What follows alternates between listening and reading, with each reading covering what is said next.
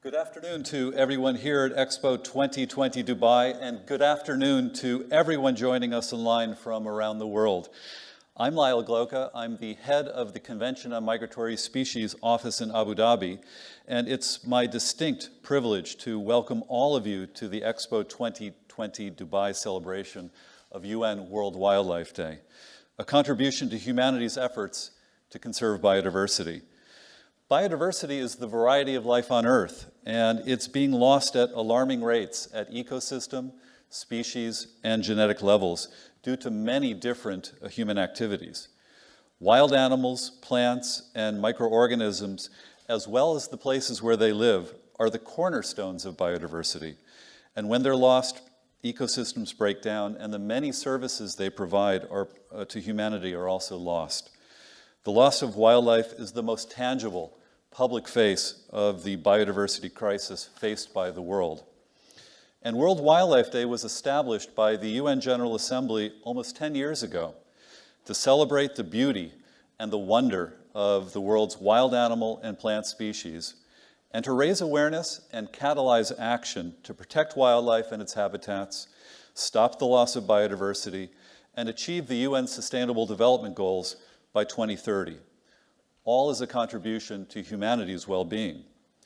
This year's theme, Recovering Key Species for Ecosystem Restoration, is also a contribution to the United Nations Decade on Ecosystem Restoration, launched by the UN General Assembly last year in 2021. Today's event here at Expo, like many other events that are happening around the world today, celebrate World Wildlife Day and will emphasize that ecosystems are only healthy when wildlife is thriving. And what we need to do is to not only conserve wildlife and habitats in a proactive and preventative way, but we also need to take active steps to restore wildlife and its habitats as contributions to ecosystem restoration, and where possible, restore and reestablish the services that ecosystems provide to nature and to humanity. This will ultimately help heal nature and contribute to human well-being. Today's Expo 2020 Dubai event is unique. It's a unique celebration of World Wildlife Day. It's an excellent example of Expo 2020's commitment to bringing together nations, communities, and individuals to explore solutions to some of the planet's most pressing environmental challenges, while also inspiring people to think and act differently to change for the better. Some of the world's top conservationists, activists, and community members are with us today, and they will share their ideas on how we can restore our balance with nature. We'll spotlight restoration success stories. We'll learn how local communities are at the heart of wildlife conservation and restoration efforts worldwide. We'll discuss the critical importance of partnerships in wildlife restoration efforts. And finally, we'll learn about a bold new initiative in a final panel session this afternoon. The UAE's Ministry of Climate Change and Environment and the United Nations Environment Program are the co-hosts of our celebration today.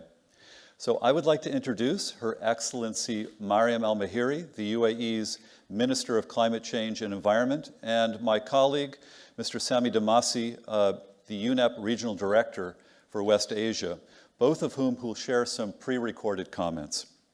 Thanks again for joining us this afternoon. We very much hope you enjoy the event.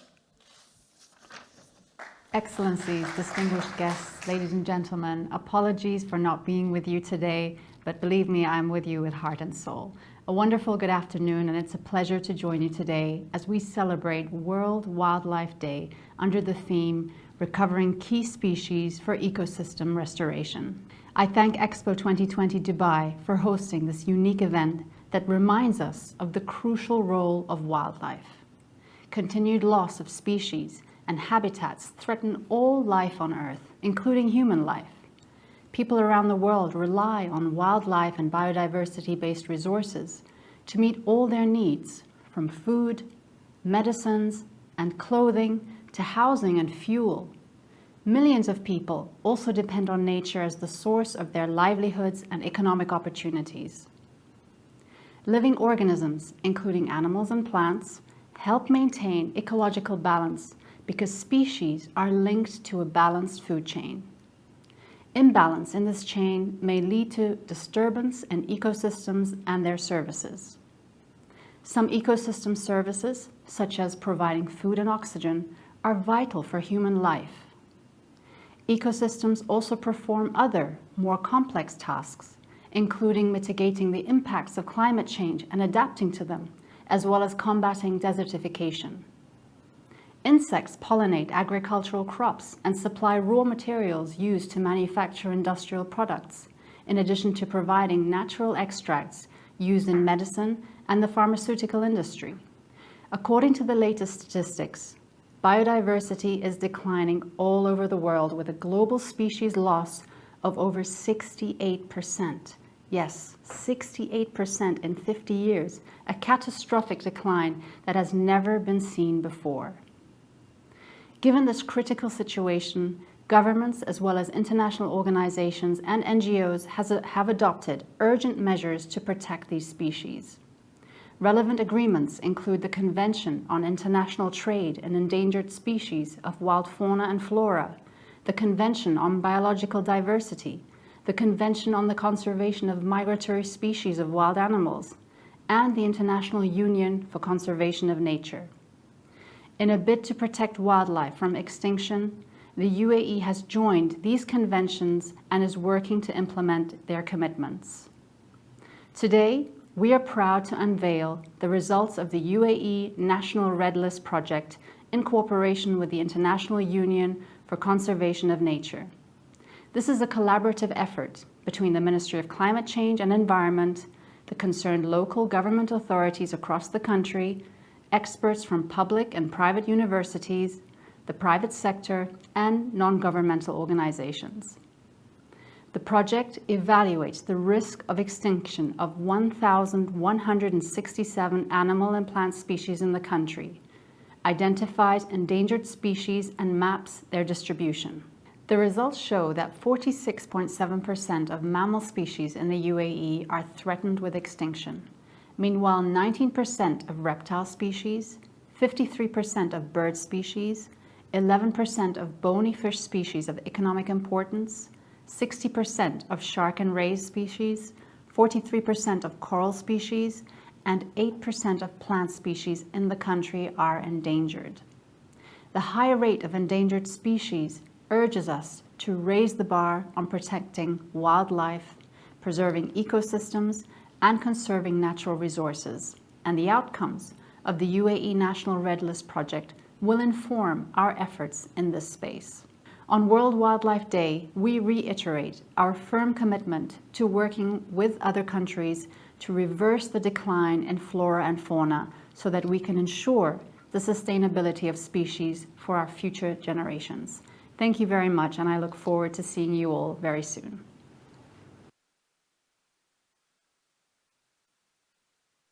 Ladies and gentlemen, as we celebrate the World Wildlife Day, let us deeply reflect on the importance of living in harmony with nature. We all recall the IPBES 2019 published report stating that around 1 million animal and plant species are now threatened with extinction, many within decades, which is more than ever before in human history. 1 million is really a big number. Just last week, a new launched UNEP report predicted a global increase of extreme and intense fires of up to 14% by 2030 due to climate change and land use change, and might reach 30% by the end of 2050 and 50% by the end of the century. This means that we are yet to lose more species and are prone to greater threats of animal and human lives. Let us really consider and think deeply about the planet we will be passing on to our children and to the future generations to come. Excellencies, it is not by coincidence that UNEP is celebrating this day on the margins of UAE's Expo 2020, an immense platform that allows us to exchange ideas, innovations, and solutions. Let us take advantage of the remaining few weeks to reflect on wildlife and recommit all together to a planet where animals, humans, and nature live in harmony and peace. I thank you very much and wish you best of luck.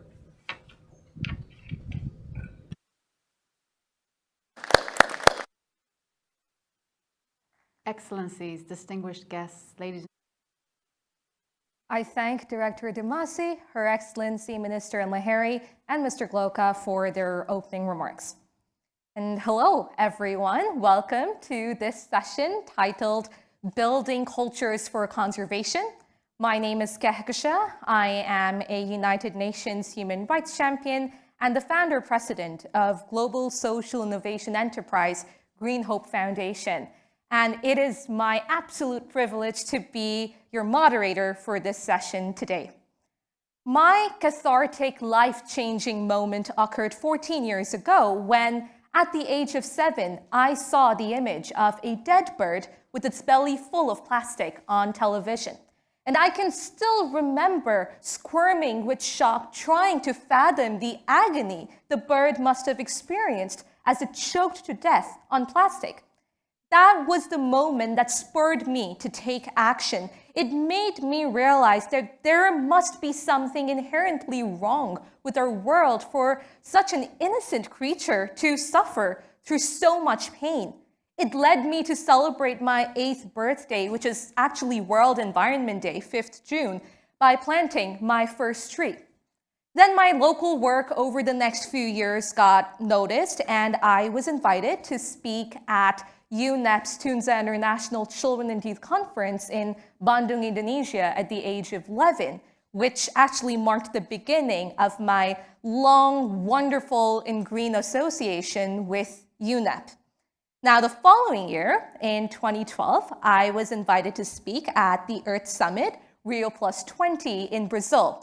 And as one of the youngest delegates there, I realized that there was a severe lack of inclusivity of children in the sustainable development process.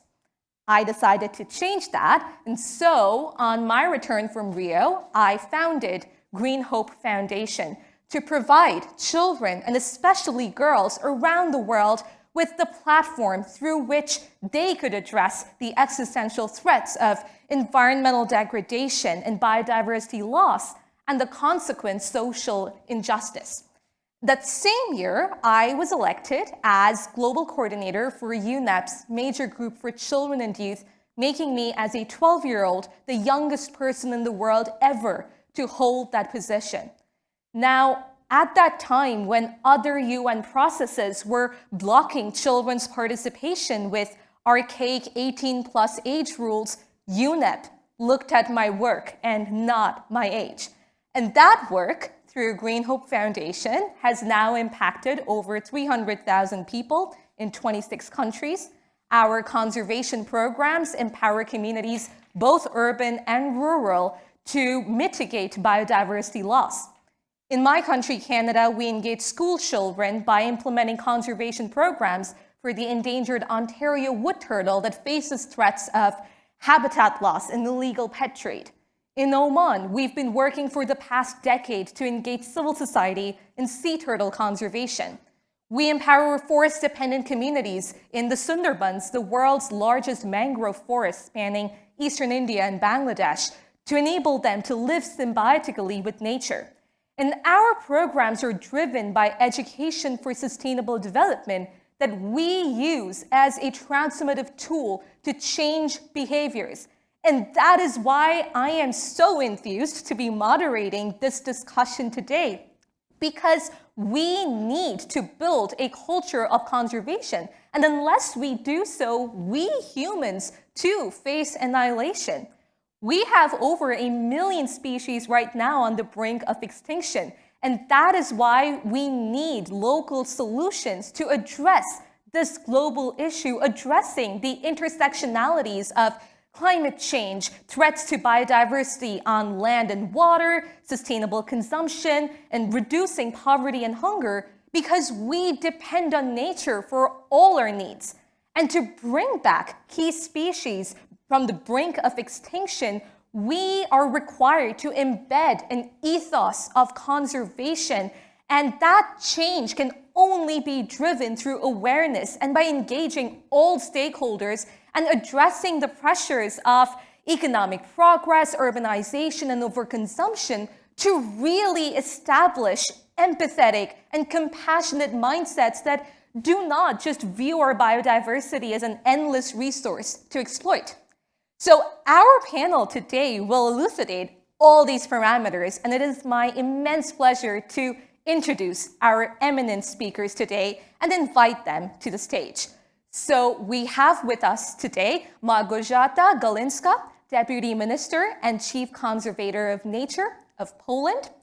We have with us today Dr. El-Said Ahmed Mohammed, who is the Regional Director of the International Fund for Animal Welfare. If you'd like to come up to the stage, please. We have with us Jason Bell, who will be joining us virtually, who is the Executive Vice President of Strategy, Programs, and Operations of the International Fund for Animal Welfare. And also joining us in person, we have with us Ms. Marth Mapongo, who is the Deputy Executive Secretary of the National Parks Agency of Gabon. So I'd like to invite our in-person panelists to please join us on stage, and we have two of our panelists virtually. So welcome to our panelists. Please give them a round of applause.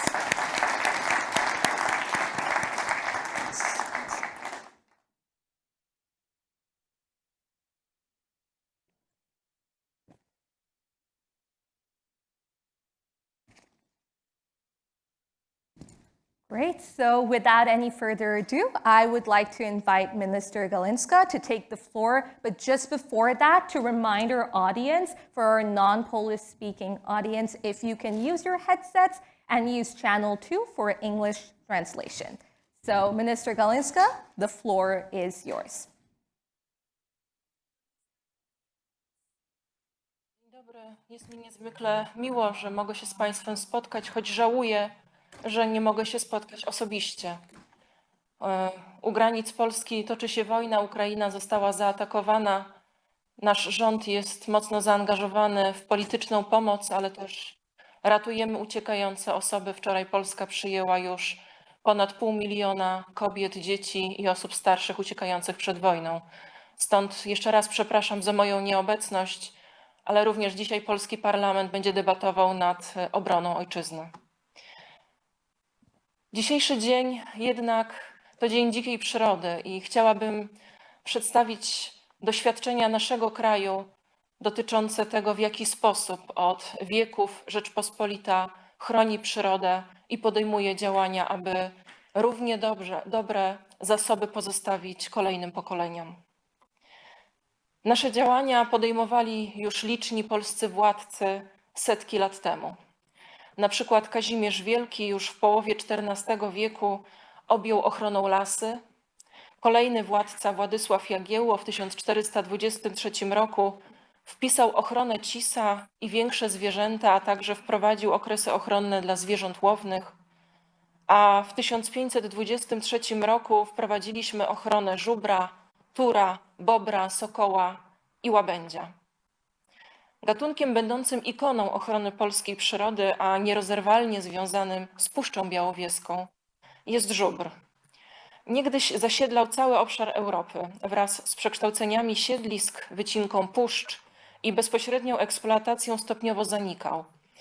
W końcu XVIII wieku można go było spotkać już jedynie na Kaukazie i właśnie w polskiej Puszczy Białowieskiej. W Polsce już w XVI wieku wprowadziliśmy zakaz polowań na żubry, a także przewidywaliśmy bardzo surowe kary dla kłusowników. Również wtedy, kiedy Polska była pod zaborami. W 1803 roku obowiązywał dekret zabraniający polowań na żubry bez specjalnego pozwolenia. Za złamanie tego zakazu groziły kary włącznie z karą śmierci. Mimo tego liczebność gatunku stale spadała. W 1914 roku w Puszczy Białowieskiej bytowało jeszcze 737 żubrów. Niestety w kolejnym roku, w 1915, do puszczy wkroczyły wojska obce, nastąpiła eksploatacja lasu, wykorzystywano również niewolniczą pracę jeńców wojennych, ludności wiosek okołopuszczańskich, a zwierzyna była masowo zabijana. Ofiarami tych praktyk stały się również żubry.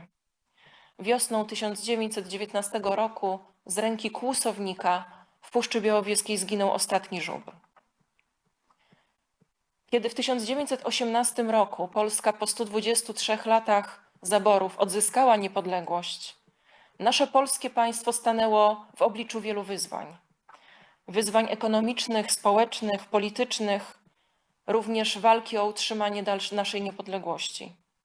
Ale już wtedy podjęliśmy decyzję, że wśród priorytetów znajdzie się ochrona przyrody. W latach 1920-1925 utworzyliśmy liczne rezerwaty, w tym rezerwaty w Puszczy Białowieskiej, które dały początek naszemu polskiemu Białowieskiemu Parkowi Narodowemu. Również na początku lat 30. tworzyliśmy kolejne parki narodowe, w tym Pieniński Park Narodowy. Warto też przypomnieć, że w czasach II Rzeczypospolitej specjalnymi aktami prawnymi mieliśmy nakaz sadzenia drzew, zwłaszcza drzew przydrożnych, a za ich nieuprawnione usuwanie groziły kary. Także żubr, nasza ikona, znalazł się w centrum uwagi działań proprzyrodniczych odradzającej się Rzeczypospolitej. W 1923 roku na Międzynarodowym Kongresie Ochrony Przyrody w Paryżu polski delegat Jan Stolzmann, zoolog, podróżnik i myśliwy, wystąpił z apelem do uczonych całego świata o powołanie Międzynarodowego Towarzystwa Ochrony Żubra. Już w 1923 roku rozpoczęliśmy pracę nad restytucją żubra, tak że w 1929 roku mieliśmy już ich 12 osobników, a w 1939 16. Dzisiaj można stwierdzić, że tytaniczna praca przyrodników, w tym naukowców, leśników, przyniosła wymierny efekt. Łącznie na świecie bytuje ponad 9 000 żubrów, z czego w Polsce ponad 2300. Większość żubrów w Polsce to stada wolnościowe. Oczywiście ich obecność pociąga również za sobą wyzwania dotyczące chociażby łagodzenia powstających konfliktów z rolnikami czy z lokalną społecznością. Polskie prawo przewiduje interwencję państwa i w uzasadnionych przypadkach wypłatę odszkodowań za szkody wyrządzone zarówno przez żubry, jak i inne wybrane gatunki chronione zwierząt: wilki, niedźwiedzie, rysie i bobry. Warto podkreślić, że w Polsce prowadzone są liczne działania skierowane na restytucję i ochronę również innych gatunków. Można przywołać tu przywrócenie polskiej przyrodzie unikalnej populacji nadrzewnej sokoła wędrownego. Od wieków używany w sokolnictwie na skutek powszechnego stosowania środków chemicznych, gatunek ten wyginął niemal na całym areale swojego występowania. Ostatnie pewne gwiazdowanie na obszarze naszego kraju odnotowano w 1980 roku w Tatrach. Jednak dzięki wspólnym działaniom sokolników i naukowców obecnie mamy już około 100 par sokołów, w tym około 1/3 to pary gniazdujące na drzewach, a nie na skałach czy budynkach. Innym przykładem przywrócenia gatunku przyrodzie może być niepylak Apollo. Motyl, gatunek parasolowy, istotny dla ochrony różnorodności biologicznej i mozaiki siedlisk. Nasz Narodowy Park Karkonoski, który prowadzi intensywne prace zmierzające do odbudowy populacji tego pięknego motyla, może się poszczycić tym, że wypracował system i metodykę rozmnażania niepylaka Apollo, które umożliwiają tworzenie nowych farm w ramach projektu. W latach 2020-2021 naturalna populacja niepylaka została zasilona niemal 5 000 sztucznie wyhodowanych osobników. W Polsce istnieją obecnie 23 parki narodowe, ponad 1500 rezerwatów przyrody, ponad 120 parków krajobrazowych, a około 20% powierzchni naszego kraju jest objęte Europejską Siecią Ochrony Przyrody Natura 2000. Łącznie różnymi obszarowymi formami ochrony objęliśmy w Polsce blisko 40% powierzchni naszego kraju. Jednym z naszych priorytetów obecnie jest budowanie większego poparcia społecznego do obecnie istniejących form ochrony przyrody i do tworzenia nowych form ochrony przyrody. Pracujemy nad nową ustawą o parkach narodowych, która z jednej strony pozwoli nam tworzyć nowe parki narodowe, ale z drugiej będzie budowała większe wsparcie społeczne i poparcie dla tych już istniejących. Chcemy, aby rząd przygotował specjalny program rozwoju dla tych gmin, które będą mogły u siebie tworzyć parki narodowe. Również szukamy innych źródeł wsparcia, jak specjalnie dedykowane programy. Wszystko po to, aby rozwój naszego państwa uwzględniał tą najważniejszą kwestię, różnorodność biologiczną. Robimy to dla nas dziś i dla przyszłych pokoleń. Bardzo dziękuję.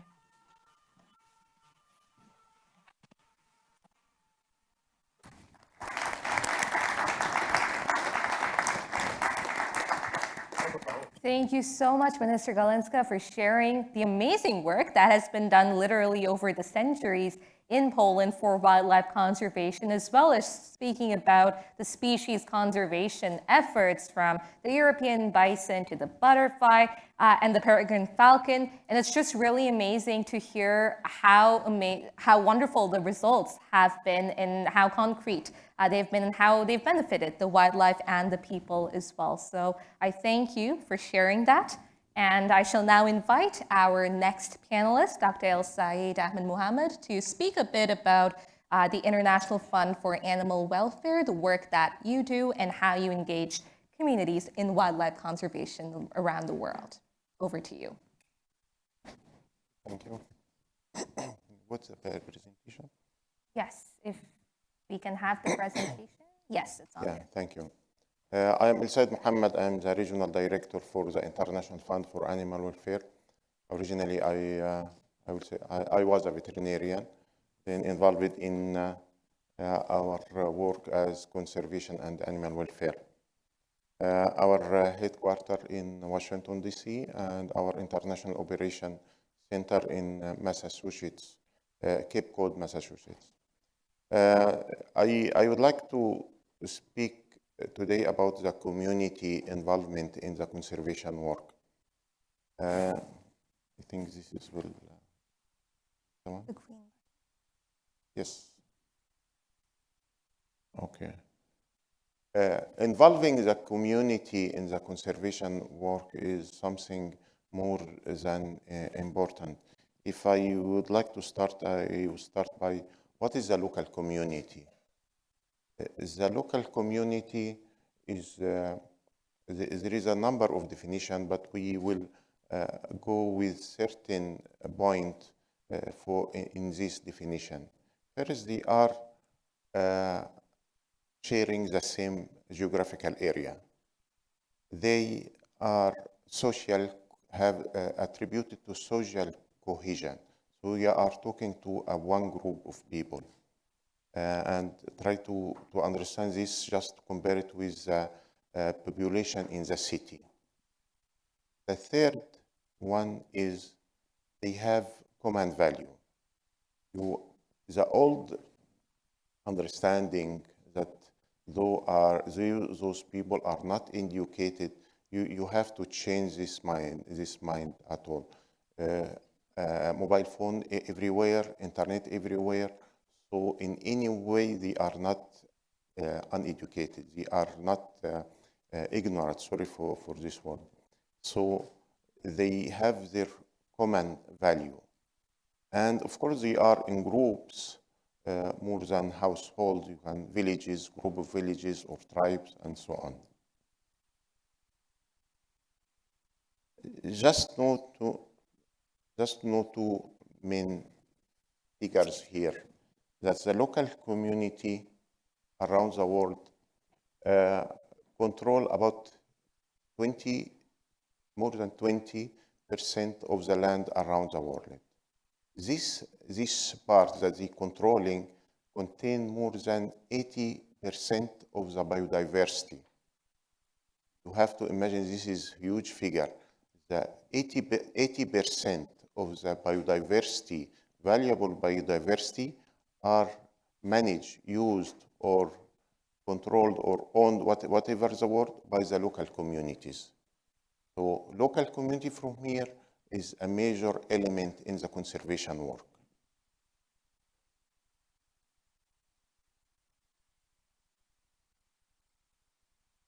If we would like to deal with the local community, just remember 2 or 3 words in this slide. We need to engage with the local community, we need to respect, and we need to collaborate. Okay? Can you read this photo? Sorry, I need to, to see the slide from here. Can you read this photo? And I mean what this means, read the photo. Sorry, I used to stand up while I'm speaking. Okay.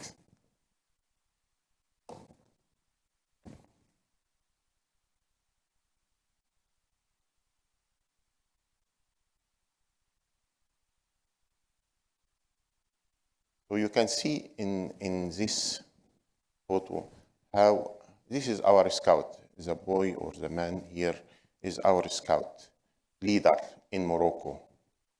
Just see how he is standing in front of this young lady. Or do you notice that the old woman is standing behind, humble and position of the young girl and our scout leader posture. This means respect. This means we consider you, while the lady in behind, part of the tradition, will not let her girl standing alone with a stranger, with a visitor. Even the distance between the young lady and our scout. This is culture. If you don't know the culture, you will not deal with the local community. I will say, of course, it's important to go in the species and go with the details, knowing more and more of the genetic of the species. Yes, this is very important. But in conservation work on the ground, you don't know the culture, the community behavior, why this is right, why this is wrong from their point of view, you will not have high chance for success. Sorry. So what is the problem? The problem is unsustainable use of the natural resources, the natural disaster, and the socio-economic inequalities.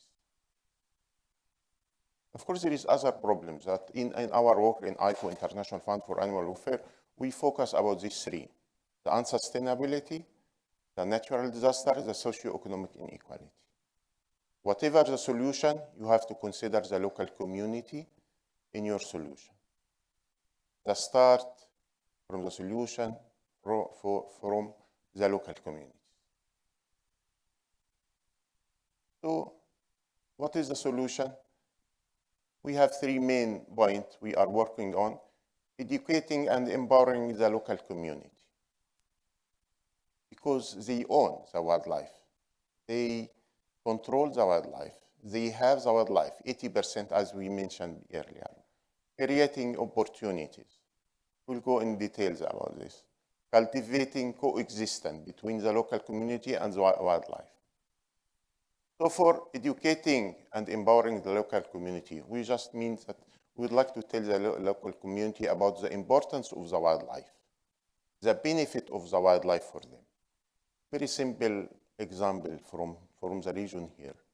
What is the value of a live shark compared to a dead shark in the market? The live shark economically in the ecotourism value is more than $100,000. The diver who came to the area, whatever, to dive and see the live shark, will pay for food, for hotel, for flight ticket, for. Along his life, we can fetch more than $100,000 for the community. While in the market, it will not exceed few hundreds of dollars. So educating the local community about the value of the wildlife they own and empower them to exercise their right, how to protect. If you empower them and if they express the ways how they will protect their own wildlife, there will be higher chance for success, for sustainable solution. Creating opportunity. No, the poverty is making high pressure on the local community, and this poverty will make them look for the wildlife as a resource, as a way for income, poaching, or whatever plant or wild animals. If they have income, they will not risk their life in poaching. They will not risk themselves in violating the legislation. Just one point between brackets. Legislation only will not be helpful. This is in our start work here. We will, okay, let's put legislation. This is prohibited. This is not allowed. This is not good. And in many cases, it failed because we don't solve the original problem. The poverty is one of them. So small business like this, which will not cost a lot in terms of budget, and for villages or for ladies, and we are focusing for our ladies because they are the lowest income in the community, the lowest chance for work in the community. So creating some work for them with small businesses will be helpful. And imagine here, ladies like this need money for what? To educate their kids. And we need their kids to be educated to have a chance for education in the local community. Just remember one point, biodiversity and conservation can be taught in age between 9 to 11. So if you educate them, you will see leaders for conservation in these communities.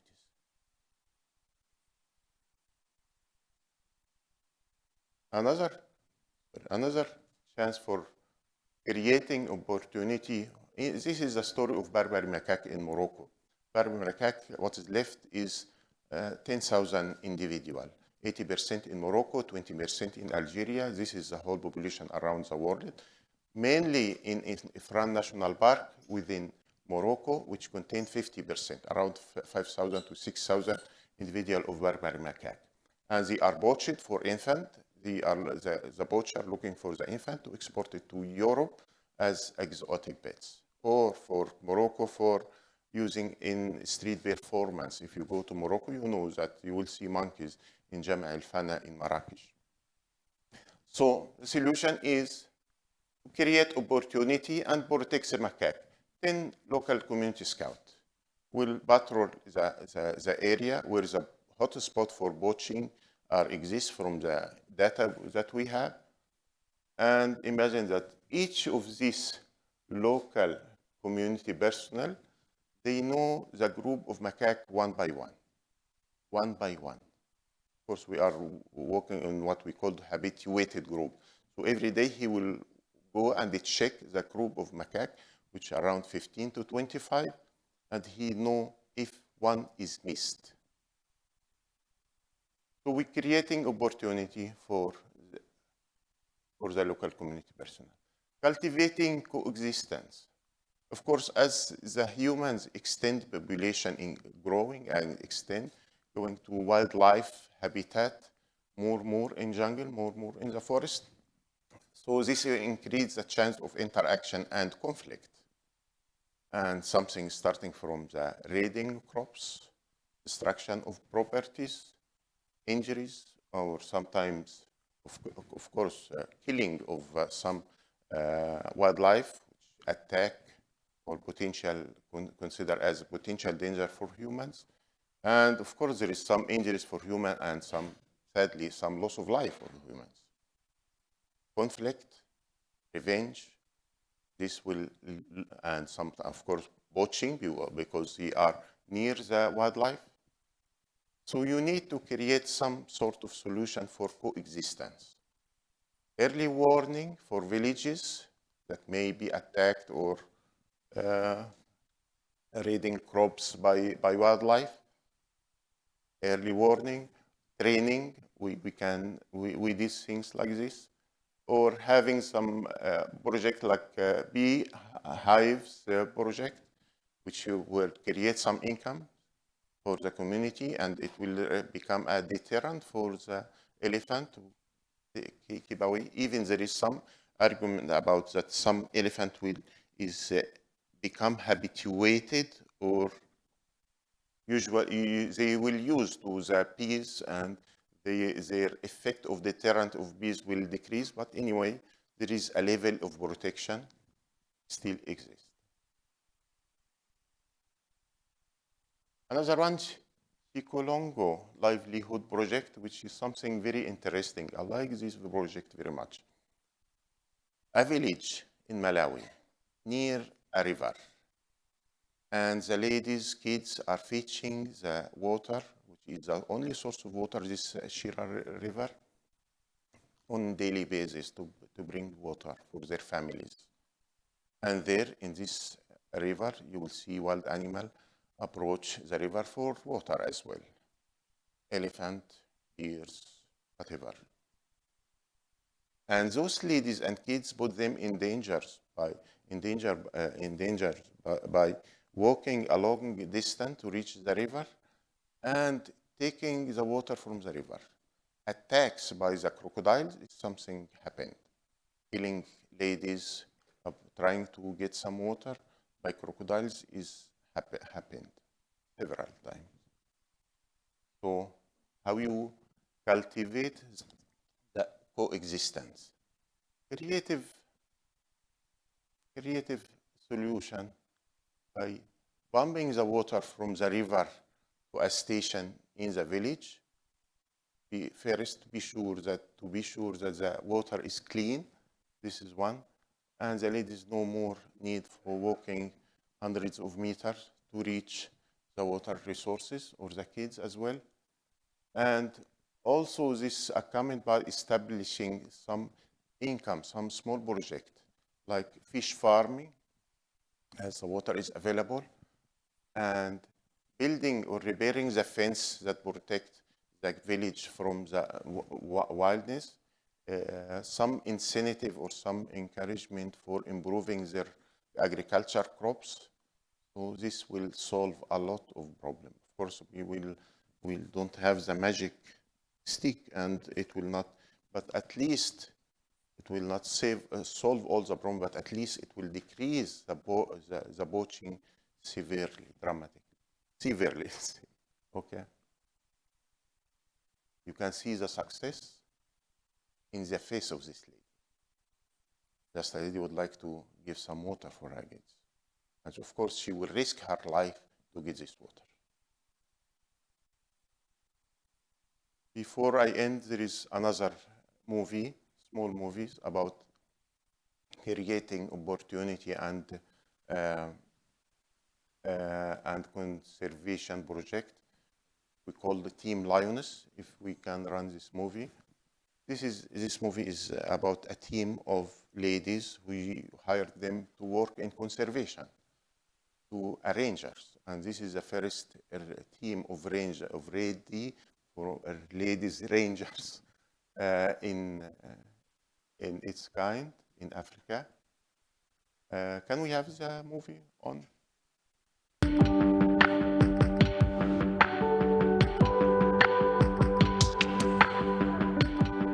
My name's Purity Amleset Lakara. I'm a Urgululi Community Wildlife Ranger. I'm a Team Lioness, and I'm 24 years old. We are protecting wildlife and the community, but we are also risking our life. Mothers from the community are very friendly to Team Lioness. We are gaining more information.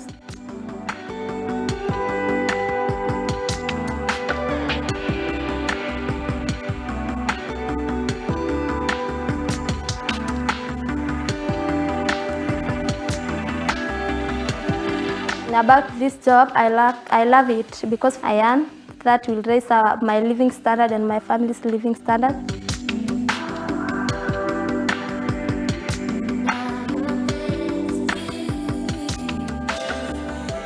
So, just to notice that we created opportunity for the lowest level income people within the local community. And those ladies have very valuable information. They have half of the knowledge as they are half of the community. Some information you will not reach unless you have these ladies. Some of them, of the ladies in the community, are used in this community to smuggle wildlife, because poachers or traders think that nobody will have doubts about ladies smuggling wildlife. And they will create them some income for their livelihood. So, and they will we still having a conservation, good conservation protection for the wildlife. Thank you.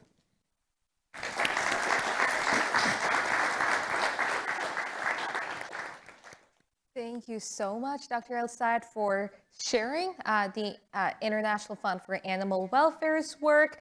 And particularly what I really liked was you said that it's not just legislation that brings about change. I think so often we just put the blame on governments and say that legislation will do the job. But as you've so clearly highlighted, local communities are absolutely critical players in this whole movement, because that is where the change occurs and that is where the biodiversity is. So thank you so much for sharing that with us. And I shall actually now give the floor to another colleague of yours from IFA, Jason Bell, who is joining us from South Africa. Jason, over to you. Thank you. Honourable Minister, distinguished guests, Madam Chair, thank you very much. My name is Jason Bell and I'm the Executive Vice President for Strategy, Programs and Field Operations at the International Fund for Animal Welfare. Great to see you, Dr. El-Sayed, even though it's virtually. This is a wonderful opportunity and I'm extremely honored and privileged to be a part of this Dubai Expo session focused on World Wildlife Day and on how we really apply restoration strategies to addressing the crises that we are facing in the world of biodiversity conservation today. And as you've heard from some of the guests, and I'm sure you can all agree, the biodiversity crisis is real. The climate crisis is real. We're seeing more and more wildlife trafficking, creative ways of trafficking wildlife through online means. We're seeing more ocean noise. We're seeing more devastating natural disasters. And you know, as an organization, we've been around for 50 years now, but our solutions cannot remain the same. We have to be able to adapt. The world has to be able to adapt. We have to be nimble. We have to be curious. We have to be open to new forms of partnerships and innovation if we are to address the crisis or crises that we are facing in the world of wildlife conservation, biodiversity conservation. So we have to act differently. And that's, as an organization, that's how we define our approach. We're an organization that's open to fresh thinking and bold action and finding new solutions to addressing the problems that we face. And as you've all just heard from Dr. El-Sayed, we have to rely on partnerships. No single organization, no single government can fight this fight alone. We have to join forces globally to be able to address these challenges. And as Dr. El-Sayed just referred to, communities, local communities, those people who live alongside wildlife and who often come into conflict with wildlife. I live in Africa. I'm based in Cape Town in South Africa. And in the African context, wildlife and communities share the same land for the most part. And so we have to engage local communities, as Dr. El-Sayed mentioned, if we are to be successful. And I think there has been a shift over time. In the past, the approach to engaging communities was very top-down. We can no longer apply a top-down approach. We cannot go into Africa, for example, and tell local African people how they should live with wildlife. It has to be led by the people. It has to be a grassroots approach. And I think all those examples that Dr. El-Sayed was referring to shows that as an organization, our approach to working with communities is not top down. It's very much about working with communities to find solutions. The other important aspect, I think, of working in partnerships is that we have to work collaboratively with governments. I think this is a very key aspect, and there are various forms of government that we need to engage. In India, for example, where we've worked for a number of years, we've had numerous challenges in trying to protect, for example, the Asian elephant. As you can imagine, in India, with a large human footprint, the idea of maintaining connected landscapes there is extremely difficult. So we've worked with various partners, communities again, government agencies at various levels, to try and identify key corridors that elephants can use where they don't come into conflict with people, to be able to ultimately ensure the survival of the Asian elephant as a species. In the Middle East and North Africa region, we've conducted over 70 trainings for law enforcement officers, everything from customs officials to police agencies, in an integrated effort to try and address the threat of the wildlife trade. As we know, the Middle East is an extremely important transit region for wildlife that is being poached in Africa and moving to the Far East. And so one of our approaches is to involve all types of law enforcement agencies in a very integrated manner to ensure that we can address the threat of wildlife crime at both source, transit, and sink, right? We want to address it across the entire trade chain. Another thing which we believe as an organization is that every individual animal matters in conservation. Populations of animals are just subsets of the individuals that comprise the population. And so we have a very robust animal rescue program, and we believe that the integration of animal rescue and conservation is the approach that we really need to take if we want to be successful. Often, when you go in and you rescue an animal, for example, when we rescued a Nile crocodile, Mazus, which means lucky in Arabic, recently, which was smuggled through Jordan, and then helped the authorities to release the animal back into its natural habitat in Sudan. What we believe is that that particular rescue initiative is symbolic and representative of the need to focus on addressing the bigger wildlife crime problem, but at the same time rescuing that animal and releasing that animal back into viable habitat is representative of a much bigger issue that we need to deal with. So we use symbolism in our approach, ambassadors in our approach to deal with problems in a holistic way. And that being said, I want to talk a little bit about the approach that we're adopting in Africa through what we're calling our Room to Roam initiative. And if you can imagine, Africa, the range of African elephants 100 years ago in Africa, being pretty much like an intact plate. And then we compare that to today, where the range pretty much looks like a broken plate, a plate that's been dropped on the floor and is highly fragmented. And this is largely because of the human footprint, right? Human populations have increased dramatically over time. Elephant and other wildlife populations, the range has decreased and become increasingly fragmented over time. And this poses a hugely significant threat to elephant and other wildlife populations in Africa.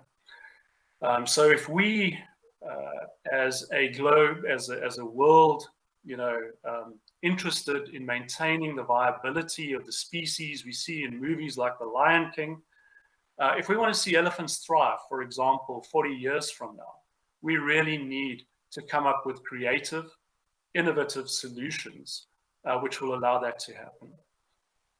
We've been working with the Conservation Ecology Research Unit of the University of Pretoria in South Africa for approximately 20 years now, trying to understand the dynamics of elephant populations in sub-Saharan Africa, the savanna elephant populations. And as an organization, we believe in science. We believe in the importance of science, and we believe that science needs to direct where our conservation efforts are focused if we want to be successful. What we've learned over the years is that if we want to deal with the threats that African elephants continue to confront in Africa, be it poaching, be it human-wildlife conflict, be it fragmented habitats, we really need to take a holistic approach in addressing this. And so what we've set ourselves is a goal of, a highly ambitious goal, I would say, of trying to reconnect a matrix of landscapes for African elephants all the way from Kenya down to South Africa. What this means is that we need to put a lot of focus on understanding, and we have been doing this for a number of years, why elephants use the land that they use, where it makes sense to connect these fragmented landscapes, how we go about doing that.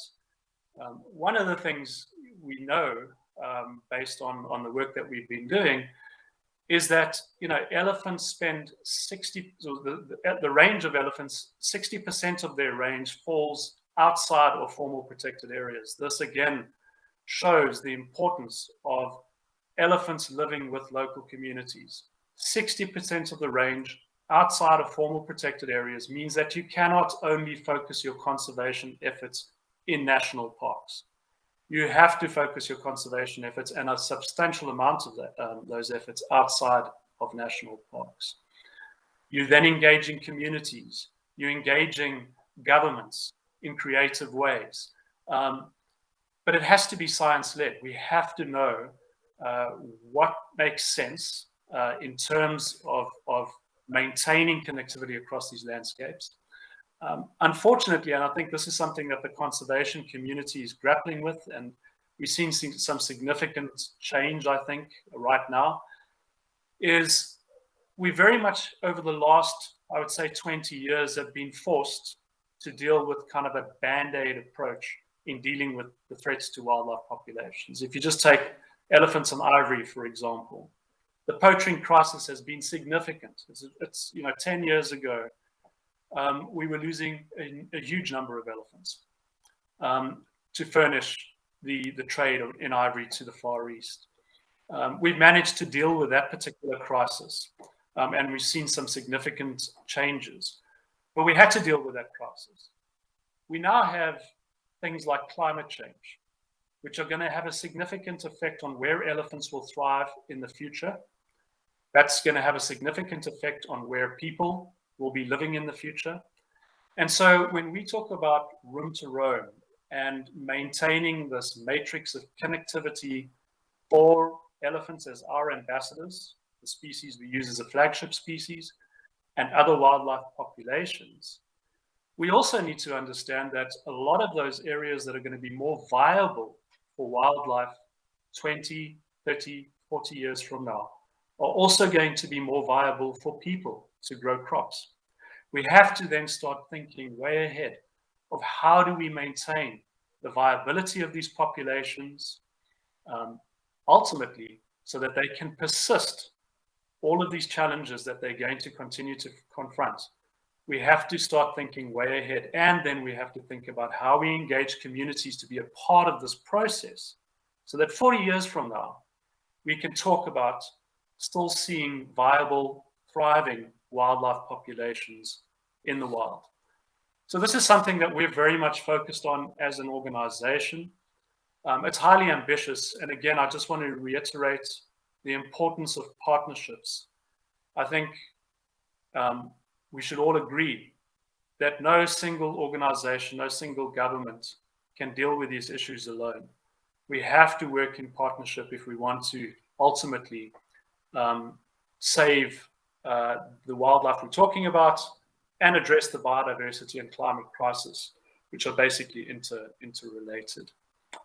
So I just want to thank you very much for this opportunity, and I look forward to dealing with any questions. Thank you.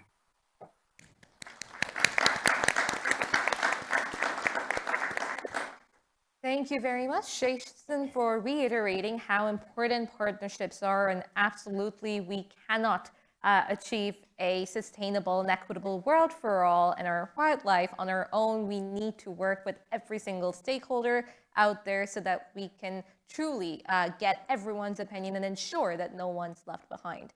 Thank you once again. And with that, I give the floor to Ms. Marth of Gabon. And it's the second most forested country in the world. So I'm very excited to hear more about how your country is working to help preserve our biodiversity and wildlife. Over to you. Thank you. Thank you. Also, I want also to thank the 2020 Expo for inviting my country to share its experience in protected area management, but also in the involvement of local community. The Gabonese experience is a bit particular, a bit different, because Gabon is a small country in terms of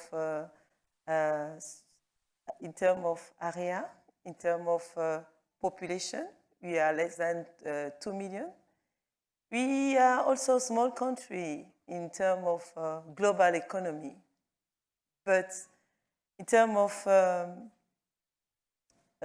natural resource, in terms of ecosystem services, we can say that we are a global ecological power country. And based on that, the equation is a bit different. For us, the issue is not the pressure people make on ecosystem services or biodiversity, or natural ecosystem broadly, but how we can make things working together, how we can make population to find its way in all of the wildlife pressure, for example. And a part of that, as all countries in the world, we have to deal with the development, economic development issue. And for a country like mine, our economy is based on the natural resource exploitation. That could mean that we have to choose between have a short-term benefit. That means that you just go and exploit everything. You exploit your forest, you exploit mining, and not consider the cost of opportunity in terms of conservation.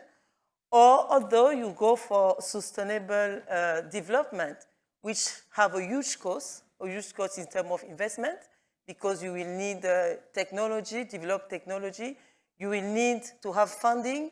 You will need to shift your approach. And finally, the choice is not easy. But my government, since more than 50 years, we are involved on we did the choice of conservation.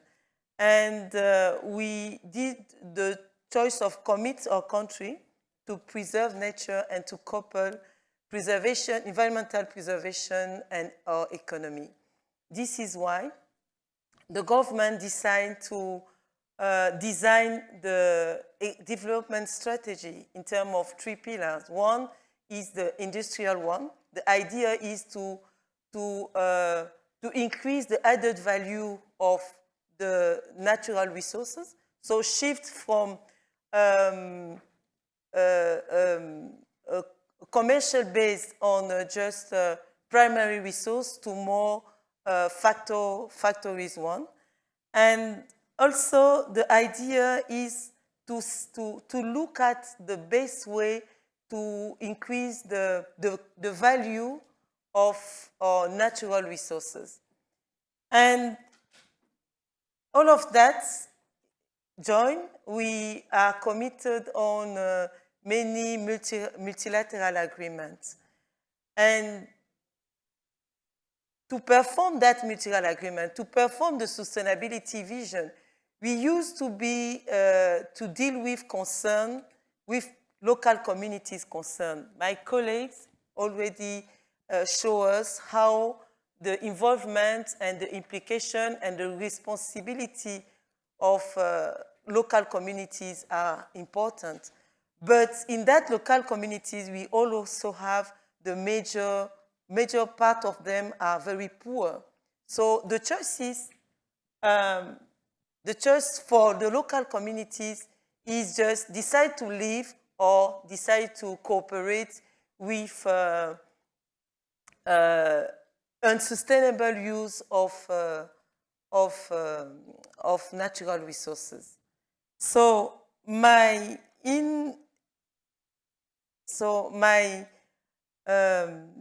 concern today is to share how the investment of my country in terms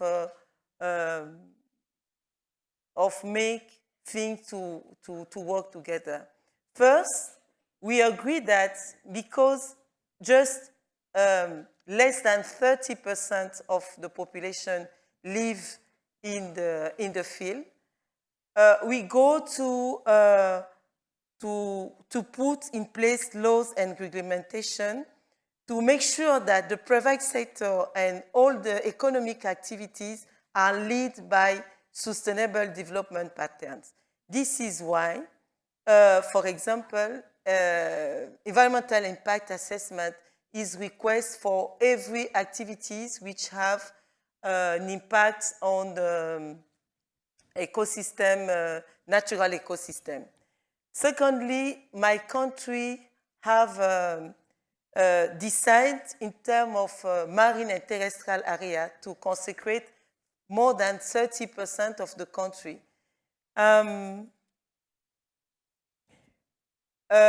In the same perspective, in order to reconcile the exploitation of natural resources, forests, exploitation, mining, and so on, we particularly give a place for monitoring. And thanks to satellite observation, we have a big team who is working in the monitoring of forests. And coupled to that, we have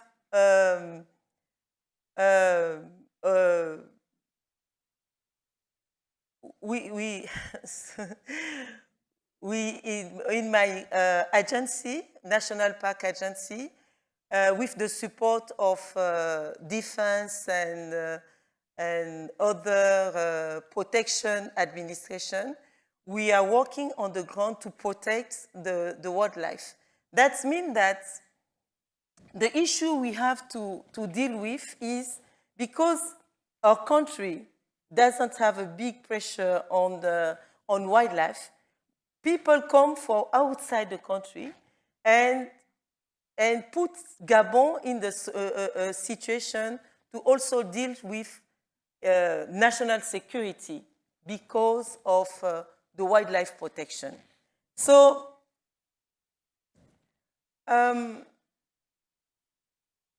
finally, we can see that the decision to live, decision to protect the wildlife, decision to protect natural resources can be linked with more important issue of national security, issue of economic development, but also an issue of people well-being.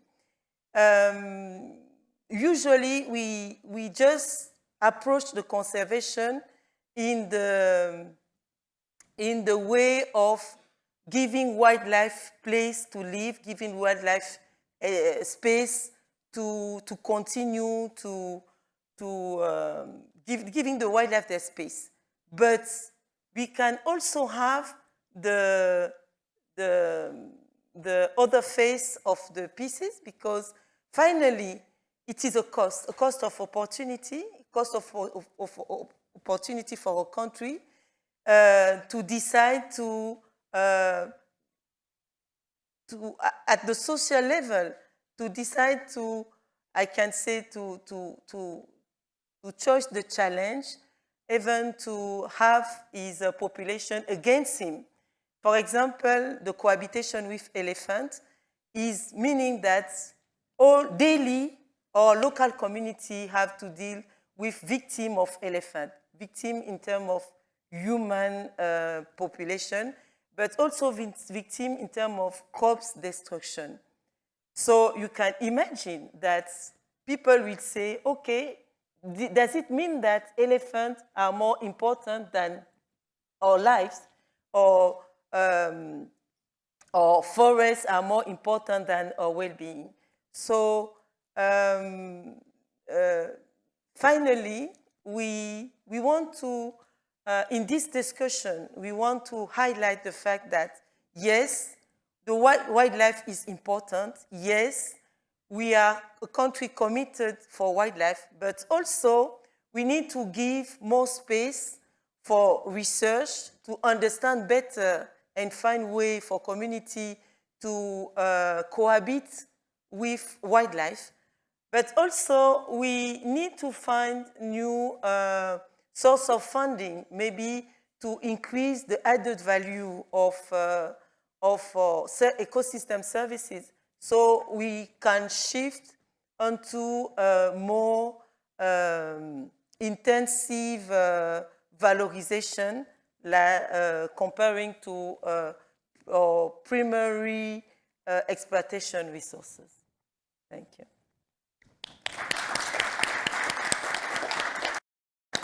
Thank you so much, Barth, for speaking about what is going on in Gabon right now to conserve the wildlife. And of course, it is so important that we achieve that balance amongst all three pillars of sustainability. That's the economy, the society, us as people, and of course, the environment and our wildlife.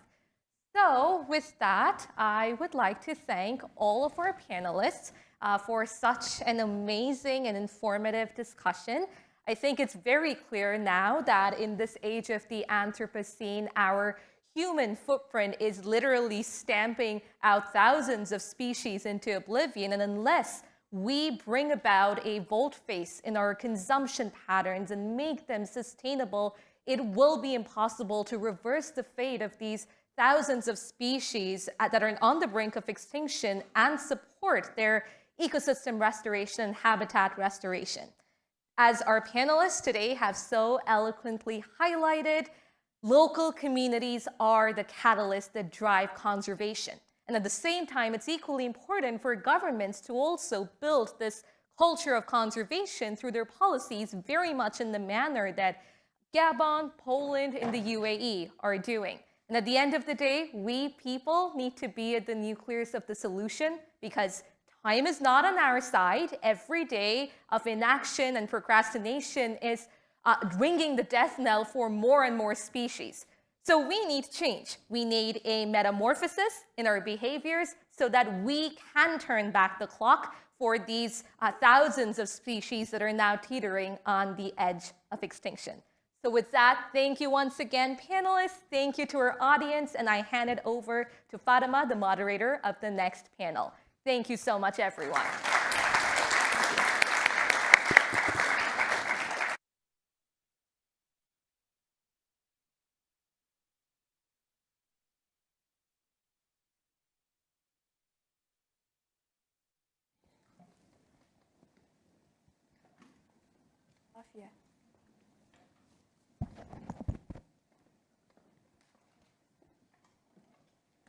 Thank you, Kakashan.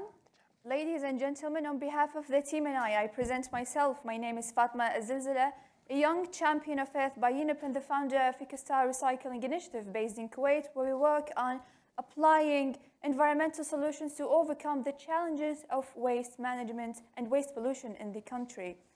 And here we are today in this great day of wildlife, talking and raising awareness about this great topic.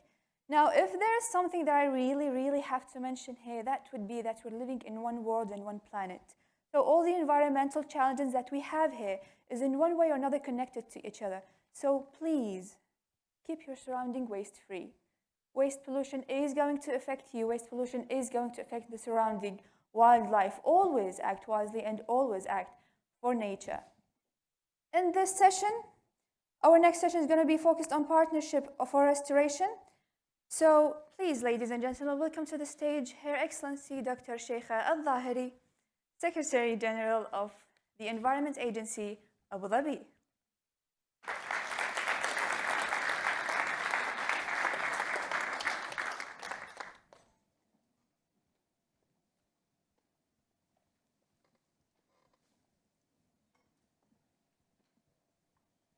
Good afternoon, everyone. Your Excellencies, ladies and gentlemen. It is my pleasure and honor to be here to mark the celebration of the World Wildlife Day. This year's theme, Recovering Key Species for Ecosystem Restoration, is not only important in the global context, but also important here in the UAE for all of us. The theme resonates well with us due to over 3 decades of our efforts to restore endangered species and ecosystems. As I have been personally involved in some of these restoration initiatives myself, it is my privilege to briefly mention some of them. Over the years, we have transformed our landscapes, degraded our ecosystems, and impacted our species, some even beyond redemption. According to a report by the Intergovernmental Science Policy Platform on Biodiversity and Ecosystem Services, nearly 3/4 of our terrestrial and over 60% of our marine environment have been transformed or degraded globally. This has led to the extinction of many species and further threatening many others, estimated to be close to 1 million species. We and our actions alone are responsible for much of it. Little do we realize that our actions not only impact the species, but imperil our own existence as well. Land degradation alone is estimated to impact the well-being of nearly 40% of the world's population. This needs urgent action. Actions to rebuild, actions to restore. It also needs action to develop partnerships. Partnerships for conservation and partnerships for restoration. They are the very theme of this session today. I would spend next couple of minutes talking about some of our restoration initiatives and how good partnerships have underpinned their successes. Restoration of endangered species and ecosystems go back to almost 4 decades when the late Sheikh Zayed planted the first mangroves and rescued the last few oryx. Collections of endangered species, in particular the Arabian oryx and scimitar horned oryx, formed the nucleus around which future captive breeding and reintroduction programs were developed. We have more than 2 decades of successful mangrove restoration, where over 12 million mangroves have been planted by governments and also by private sector in Abu Dhabi.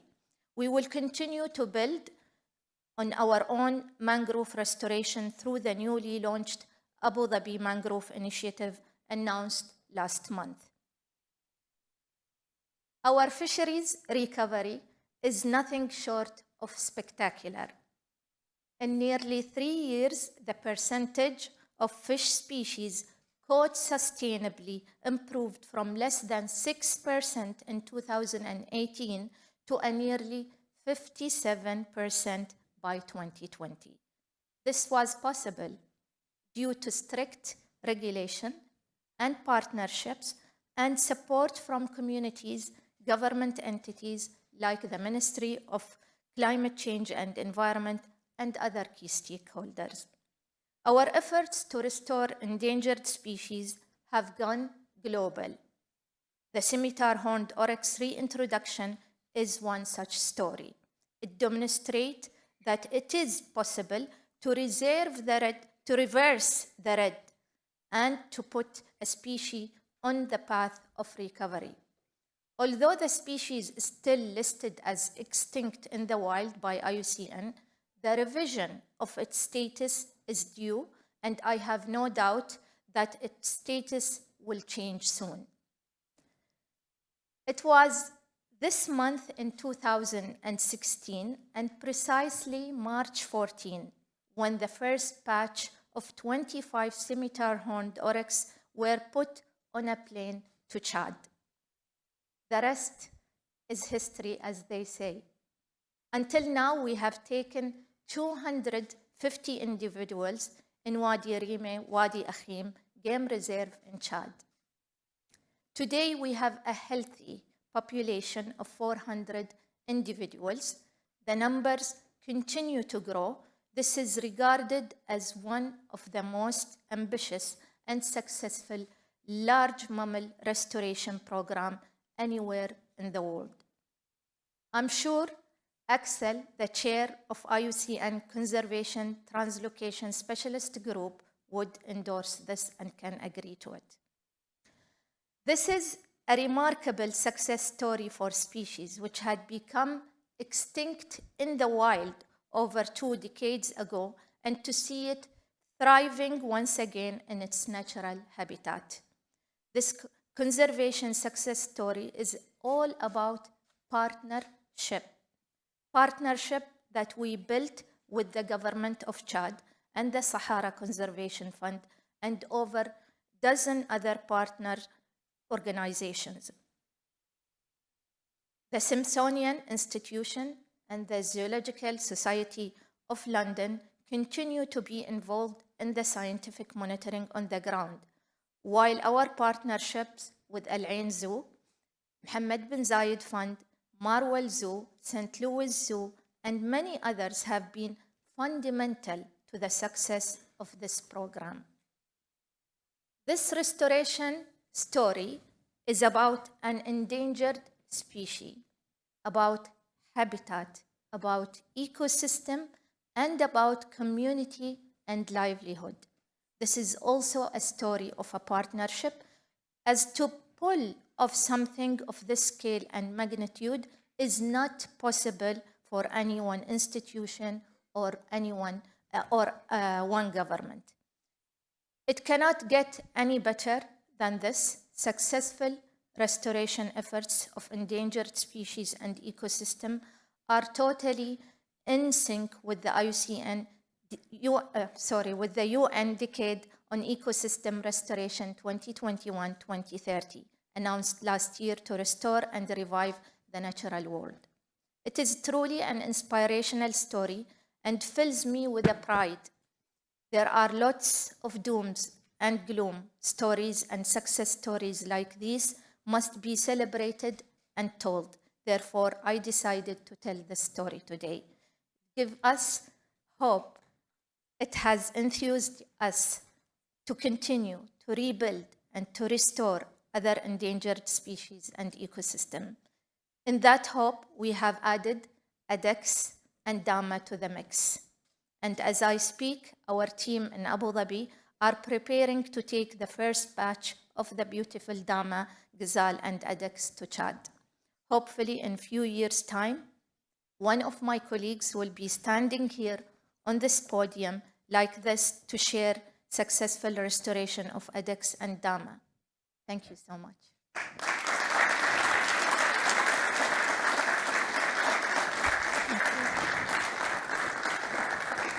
Thank you so much, Dr. Sheikha. And now, ladies and gentlemen, please welcome to the stage our panelists. Hiba El-Shuhi, Acting Director of Biodiversity, UAE Ministry of Climate Change and Environment. David Birov, Operation Manager, Carbon, Tanzania. And joining us virtually, Nicholas Head, Head of the Fund Management, Mohammed bin Zayed Species Conservation Fund.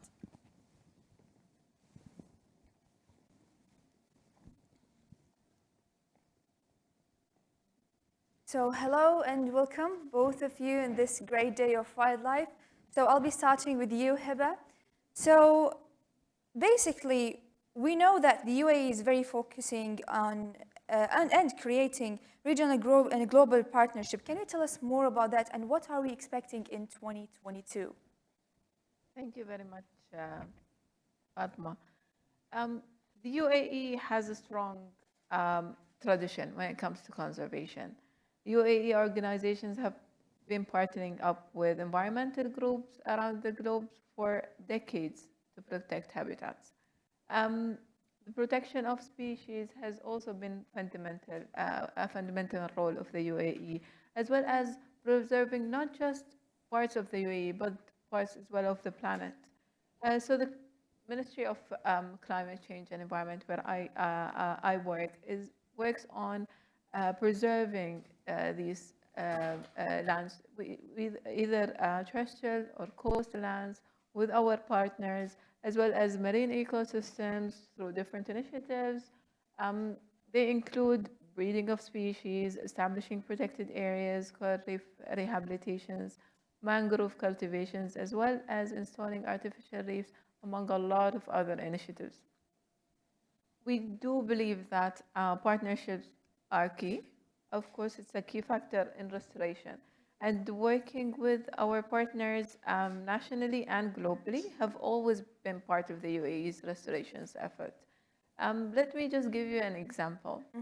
So our late Sheikh Zayed led a tri-nation effort in 1970. That effort ended a dramatic free fall of the number of Indians' iconic Bengal tigers, and lay the groundwork for the species to begin a return from the brink of extinction. With the support of the UAE, the project was officially launched in 1973 with the creation of a 9 Royal Bengal Tiger Reserve to create across India, protected by a system of rangers, as well as scientific programs and a large scale of forestation. Today, in India, we have more than 50 tiger reserves in India governed by Protect Tiger. So again, the UAE programs targeted variety of threatened species, and we don't work alone. Of course, we work with a lot of our partners, nationally created or internationally created. If we talk about some of these nationally also created, which have an international effect, today we talk about the Sheikh Mohammed bin Zayed Fund, the Fund of Conservation of Hibara, the Sheikh Zayed Falcon Release Program, as well as the many conservation programs for turtles and dugongs around the world, as well as other mammals, especially marine and terrestrial mammals. I would like to end my speech by talking about one of the most important partnerships, as I see personally, the partnership with the youth. Yes. Today, numbers in the UAE tell us that 65% of our youth are keen to do more to protect the UAE's environment. Youth are the change makers and the future leaders of the conservation efforts. So it is important that we engage them to make a positive impact in the UAE. One of our partners in the UAE, Emirates Nature, has launched as well a youth-targeted initiative called Connect with Nature.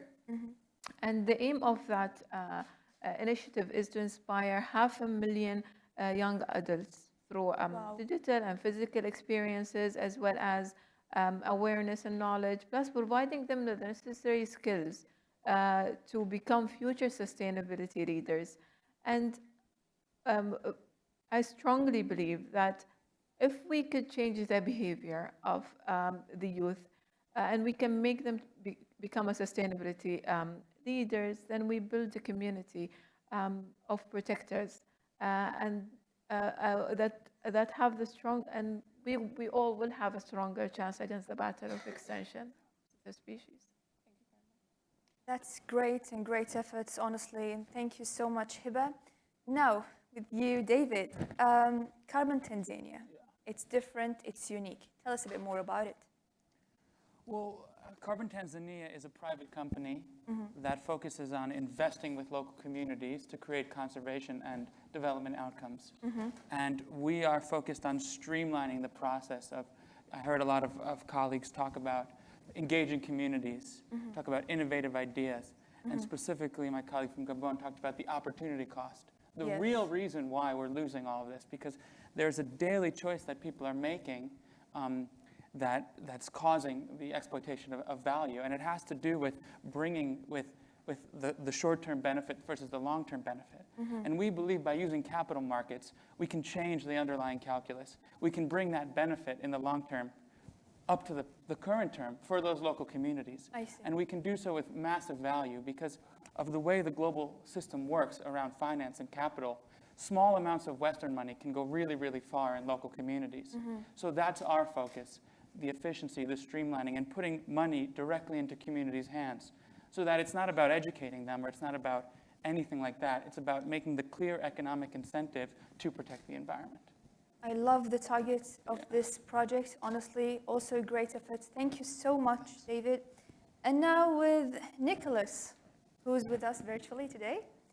The MBZ Species Conservation Fund has awarded over 2,000 grants in over a decade, concentrating on Get Your Feet Dirty.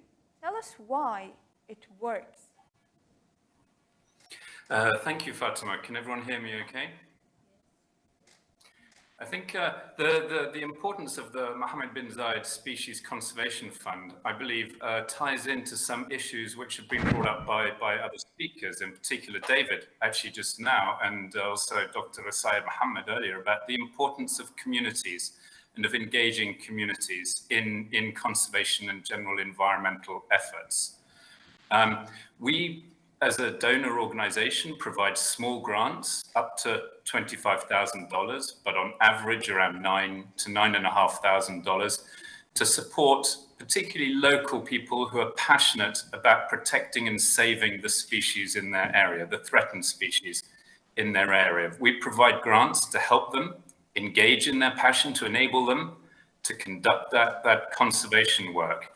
And we, as you say, have been doing this for over 10 years. The grants we provide help people to conduct survey work, to conduct monitoring of species population status, to conduct exploration, maybe for highly threatened species which haven't been seen, and also to conduct direct conservation action through direct engagement and also in engagement with communities. Conservation has to be done through communities, and I think that's something which has come quite often. For us as well, it's the engagement with nature is crucial. We believe that we can enable through our small grants and have to enable local conservationists to be in nature, to connect with their species in nature, and to keep, as you say, keep their feet dirty, keep their hands and feet dirty, by working in where we believe that conservation can really make a difference at a local level with small grants, which go to the right people who are engaging in the right work for the right project that is suitable and appropriate for that threatened species. So we see small grants as a way of connecting local people who care, who are passionate, and enabling them to conserve and protect and stop the extinction of some of the most threatened species on the planet. Well, thank you so much. And I'm very, very impressed with all your works and your efforts as well. So that would be the end of this session. And ladies and gentlemen, please welcome to the stage and Andrew Terry.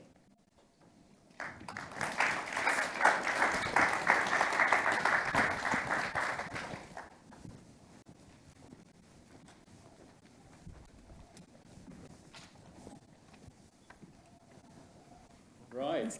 Good afternoon, everybody. Just get rid of that. Yeah. I think we're running a little ahead of schedule, which is excellent. We're going to sort of do something a little bit different. It won't be me doing interpretive dance. You're lucky to find out. I think what has been incredibly important about what we've heard so far today is that we've heard stories about incredible species recoveries and priorities for the natural world. This is World Wildlife Day. It is the day where we celebrate the wonderful diversity of life on Earth, as Lyle was talking about at the beginning. We think about all of the services that nature provides us, how we are fundamentally reliant on that nature for our survival and our well-being. But we also take stock. We pause for a moment, and we think about what has the impact been on the natural world of human activity. And we've heard from a number of speakers so far today about that fundamental challenge and trade-off about how we have to help our populations thrive and benefit from nature, develop their well-being, build sustainable livelihoods for themselves and their families, but also to tread lightly on this planet. Because in the last even 2 or 3 lifetimes of an average human being, we've exerted an absolutely immense impact on the natural world. And you've heard some very depressing and gloomy statistics. We are in the middle of a biodiversity and climate crisis. Over 1 million species threatened with extinction, things like that. And we know it's speeding up. Our knowledge and our science tells us that not only is the situation bad, but it's getting worse. So that's the difficult side of it. What we want to do in this session is flip that around a little bit. And we want to talk about what we can do, what tangible actions we can take. So we're going to hear from a number of speakers, colleagues and friends of mine, about a new initiative to really target extinct in the wild species. We're going to hear a little bit about the background and the science, our state of knowledge, but we're also going to go into look at a particular project around the restoration of the Guam kingfisher, the sea heck. And I'm very, very grateful to 2 colleagues coming all the way from Guam to talk to us about that. And there are some messages that it would be wonderful for you to sort of hear and remember throughout all of this. And these are messages that have come through from other speakers as well. It's not only about the species that we want to restore, it's the communities who are at the heart of that restoration process. We're going to talk about species that have actually gone from the wild and sit within our collections, in our zoos, in our botanical gardens, in our aquaria around the world. But if those species are ever going to have a sustainable future, it will be because we worked with communities to make that happen. It will be because of the grand partnerships. Dr. Sheikha told the wonderful story of the scimitar-horned oryx. The importance of the partnerships involved to create, lead, and see this wonderful recovery. So also, I hope you're able to hear stories of success. We know we can do it. So we just have to get on and do it. I think that out of all of this, it's about galvanizing action and really moving. We don't have time. We've heard that too. And so we have to just get on and do it. And that's really what we're all about. So what I'm going to do is I'm going to introduce our speakers now, but actually we're going to seamlessly move between them, and then I will come on at the end. So I don't know if we have a slide with a list of speakers that I can show. But I'm going to start with Dr. Axel Moenschlager, who is the chair of the IUCN Translocation Specialist Group and a real thought leader on the state of extinct in the wild species. And he's going to give us the grounding and the context within which Extinct in the Wild is operating. And then we're going to bring John Ewan, Melanie, and Napu Blas from Guam onto the stage. And together they're going to tell you the story of the sea heg, the Guam kingfisher.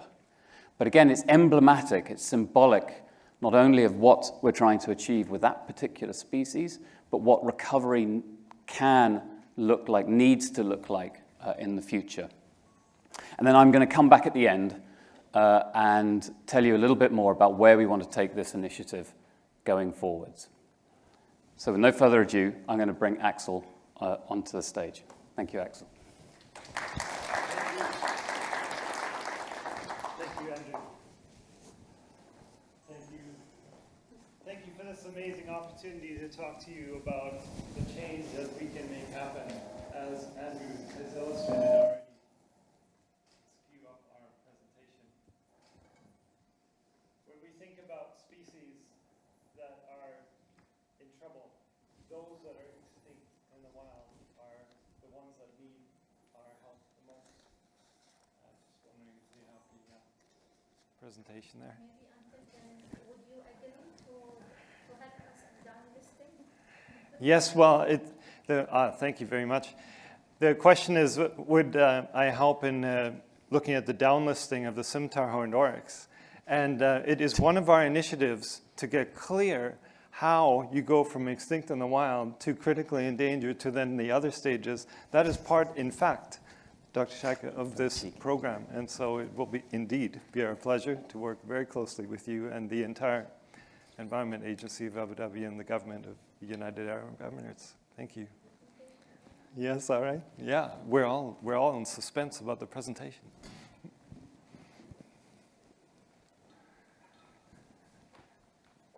There we go. This is a passenger pigeon. The passenger pigeon once blackened the skies of North America in the billions, and now we see it in a museum. And museum specimens might be what we're used to. But when we think about extinct species, it feels different when we see them eye to eye. Like this Tasmanian tiger. Is it a tiger? No, it's not a tiger. Is it a wolf? It's not a wolf. It is a completely different type of species, a marsupial. It has a pouch like a kangaroo. Not only the female, but the male as well. A very unique and different type of species, unique to New Guinea, to Australia, and to Tasmania. And this one individual that you see is Benjamin. He is the last of his kind. And Benjamin actually eventually passed in 1936. And when he did, it was a sad state of affairs because he died of neglect. He was shut out of his enclosure and he died in the heat. And when he took his last breath, so it was the last breath for that species that went extinct. It isn't just old times, it's now too, like Rabs' fringe-limbed tree frog that you see here. You see Tuffy, the last of his kind. He tried to mate, it didn't work. He leaps to extinction. In 2016, that species went extinct. Extinction isn't about the past. It is about now. It is about the challenges we face now, as extinction rates are 1,000 to 10,000 times greater than the natural rate. But with it stand the opportunities, like with conservation translocations, like here with a fisher, a carnivore, introduced from Canada back into the United States to restore the ecosystems again through the Wilder Institute. And this means that we can take action, we can create change. Conservation translocations such as this have increased 30-fold in 30 years. And it means something deep. You know, whether you're a CEO who's helping a burrowing owl, or one of our great supporters with her father behind her who was emotionally moved by the opportunity to make a difference, it means that we can affect change. And then we get confidence and we get credibility to take on the greatest challenge of all, which is for species that are extinct in the wild, completely gone from the wild, only in human care, only under our responsibility to make a difference, like this tequila split-fin fish from Mexico that was rescued by zoos, brought back to Mexico, bred, and once again released into the wild, and being able to save them from the very brink of extinction. These types of species, which go from small to large, are what we look at. And in the IUCN Conservation Translocation Specialist Group, we put together a task force in 2018 to focus on extinct and wild species. And we put forward in France a motion to IUCN endorsed by 95% of global government organizations, 99% of NGOs, to focus. And in that focus, actually to look at, for instance, rescuing species. You know, it's amazing, in the last 70 years, our data shows that 79% of species that went extinct never even had a population under human care, never had a safety net to be able to help them. And so they faded silently and slowly into extinction. We need to do better. We need to, in the right cases, take some, sometimes all, so that we can be able to restore them again. And it's plants and animals all together. We need to have that focus so that we can be the ones to step up. Even for a plant like this one in the South Pacific, where only one last tree and some juvenile sort of trees were found as well. And then we need to revitalize populations that are under human care, because some of them are too small or not diverse enough. And so we need to make sure that they become large and vibrant so that they have the potential, the power to again make a difference in returning back to the wild. That is the revitalization. It is not good enough to just have them in our care. We need to make it sure that those populations have the capability to affect change once they leave again. And this is an issue, again, for both plants. And we shouldn't give up ever, even for this tree, the loneliest tree, it's called, the wood cyad, for which there's one male, and one looks for the female, but genetically one can help them to potentially make a comeback. Or how about Spix's macaw? What a beautiful bird from the rainforests of Brazil. And it is under human care. There are about 200 of them now. And it has that potential, but it is no longer in the wild. Disney made a movie about them called Rio. Are we going to remember them as a cartoon character? Or are we going to remember them for returning back to the jungles of Brazil to be part of that treasured ecosystem and part of the culture and everything that comes with their restoration once again? Finally, it is not good enough for us to just have animals in our care, even if those populations are vibrant. We need to make sure that we do everything that we possibly can so that we can release them into the wild again responsibly, using IUCN guidelines, such as have been applied here, to make a real difference again. We need to try harder to make sure that populations can return again to the wild. Currently, one sits on populations sometimes because it's so difficult to get them out. This is where we need to combine science to solve problems with action. Like for the Scirocco dove in Mexico, which because of cat predation and sheep destroying habitat came to the brink, might be ready for release. Franklinia, a plant extinct in the wild for over 200 years, is again a candidate to go into the wild. But the first releases also, as we heard earlier, are not yet good enough. It's not, you don't celebrate the first time. You need to reinforce. You need to make those populations strong.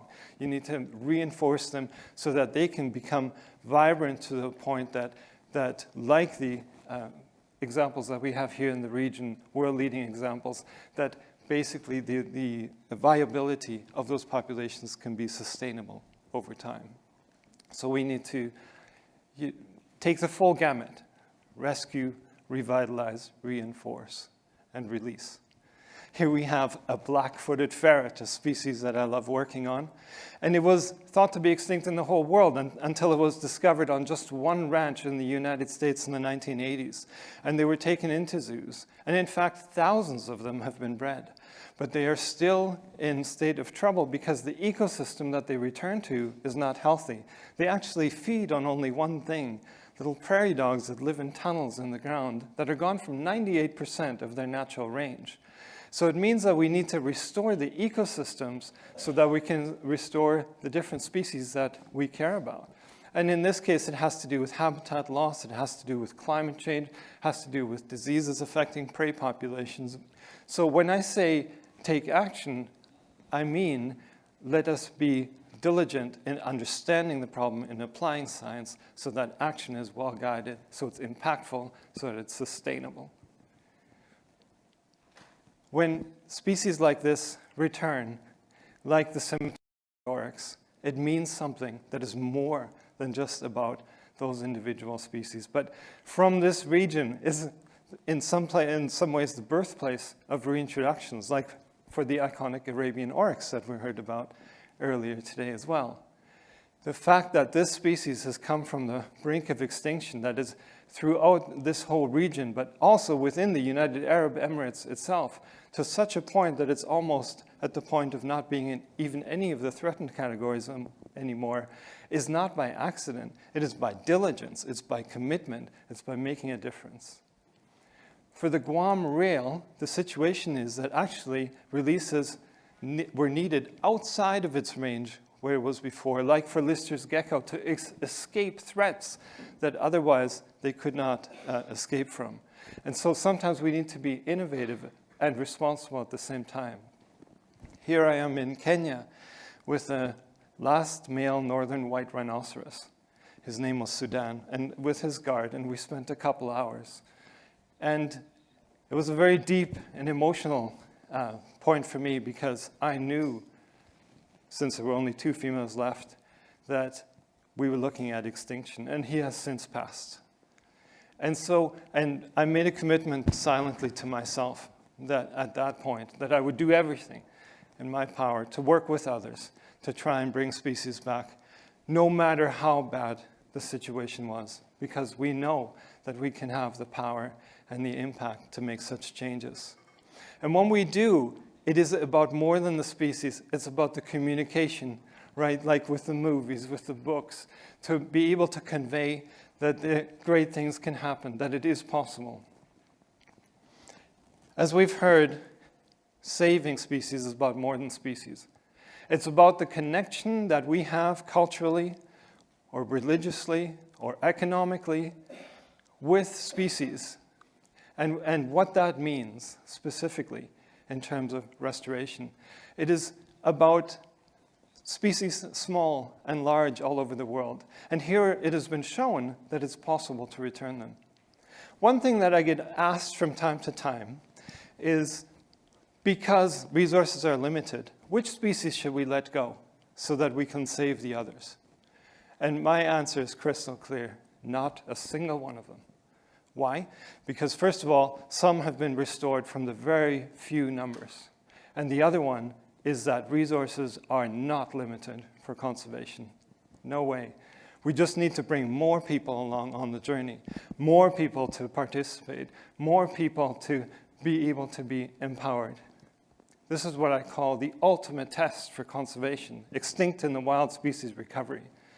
Because if we can save the most endangered group of species on the planet, then we can do anything in conservation. So it is about hope. It's about inspiration.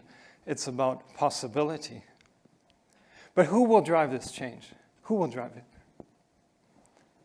We will. You will. We will together.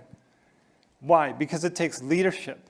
So where's that leadership? When I look around this room, I see leaders. And what do leaders do in great challenges? They don't retreat, they step forward. They take a stand. They say they are going to own the problem and lead by example. And that is what we should do. Let us create this change. Let us create a different future. Let us join together to take action now. Thank you.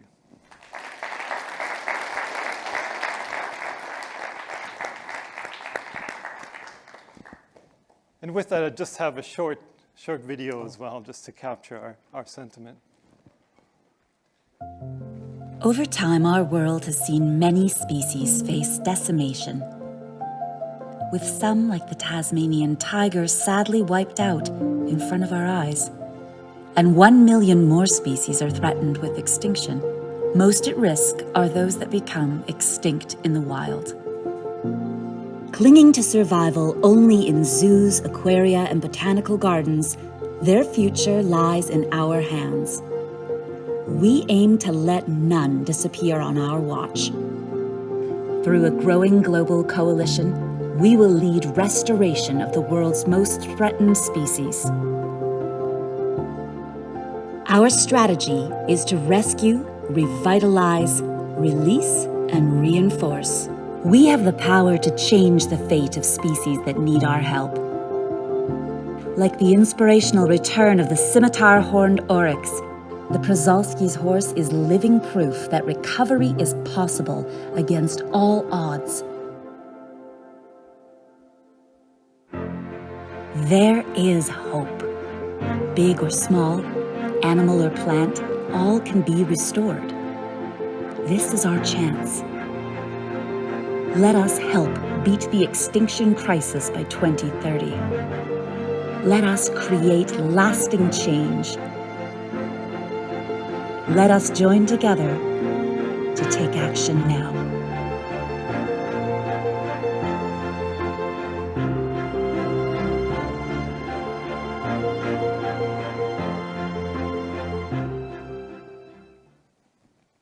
Thank you.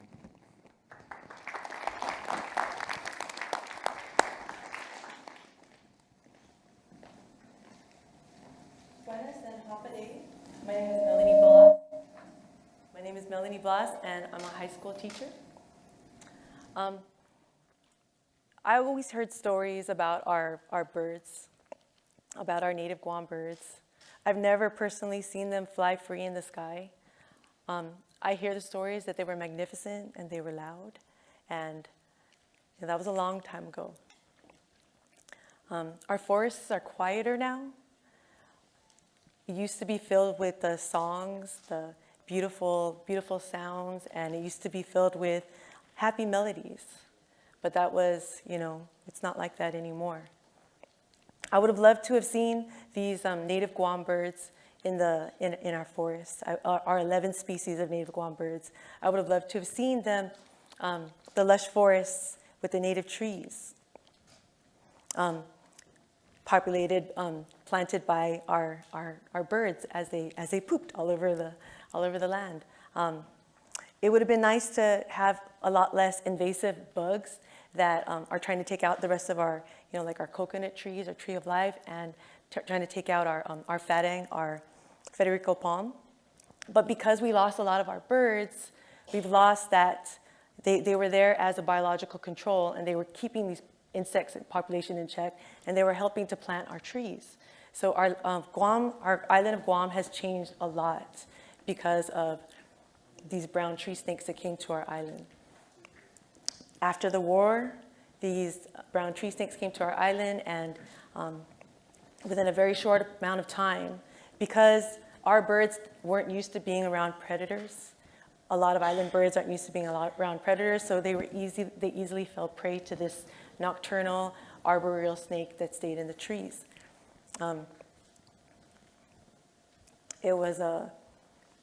We went from 11 species of native birds in just 30 years down to 5. So we lost 6 species of our birds went extinct in just 30 years due to this snake. And then we went down to 5, and now we're at 4. 2 of them still live in our jungles, but 2 of them are endemic to Guam, and they are only found in Guam. And that's our Guam rail, which is flightless, and our Guam seahek, our Guam kingfisher. They are saved from extinction due to the partnerships, due to the Association of Zoos and Aquariums. They came and they saw that there was a problem. They got reached out to Guam, and they got pulled out of the wild before they could become extinct in the wild.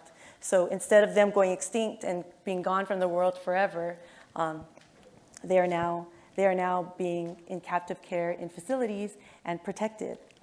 So I'm just a teacher, and when I heard the story of these birds, and when I heard the story of our birds, and the fact that a lot of us didn't know about our birds, and that there are 25 zoos and aquariums all around the United States that are taking care of our birds and protecting them from being extinct. And a lot of the kids in our community didn't know about them. So I figured, what could I do? I'm just a teacher, I'm just a regular person. But I wanted to educate, and I wanted to teach them and share with them and help them to learn what is going on and how our birds are being helped by everyone around the world. So we started a thank you card campaign, and with that thank you card campaign, we just, it was fun, easy, educational. I'm a teacher, and I got, my sons got involved with it. We came up with it together, my son Napu and my other son Taga. They got their schools, their classes involved. We made thank you cards, and we shared it. We got other schools involved. We invited a lot of people to participate, and we shared it with the 25 different zoos and aquarium, and they appreciate it because they've been doing this work for years, but a lot of people didn't acknowledge, and now a lot more people are knowing about it, and our kids can now reassociate with our bird. The siak was taken out of the jungles in the 1980s, so before it could go extinct. All 29 of them had to be taken off Guam. So for 20 years, our birds were separated from us because we didn't have typhoon-proof. We had typhoons go through our island all the time. We didn't have typhoon-proof flight aviaries at the time, so they were saved and protected. Now we have 10 of them. 20 years later, some of them came back. Now we have 10 on our island of Guam, and we have 130 still being in captive care and protected in the different zoos and aquariums around the United States. So I want to say how thankful we are on Guam to the AZA heroes and people all around the world that are helping us protect our birds and prevent them from going extinct. By them helping us, they are protecting and helping preserving a part of Guam, a part of us. And from the bottom of our hearts, we want to say Suzus Ma'asi and thank you very much.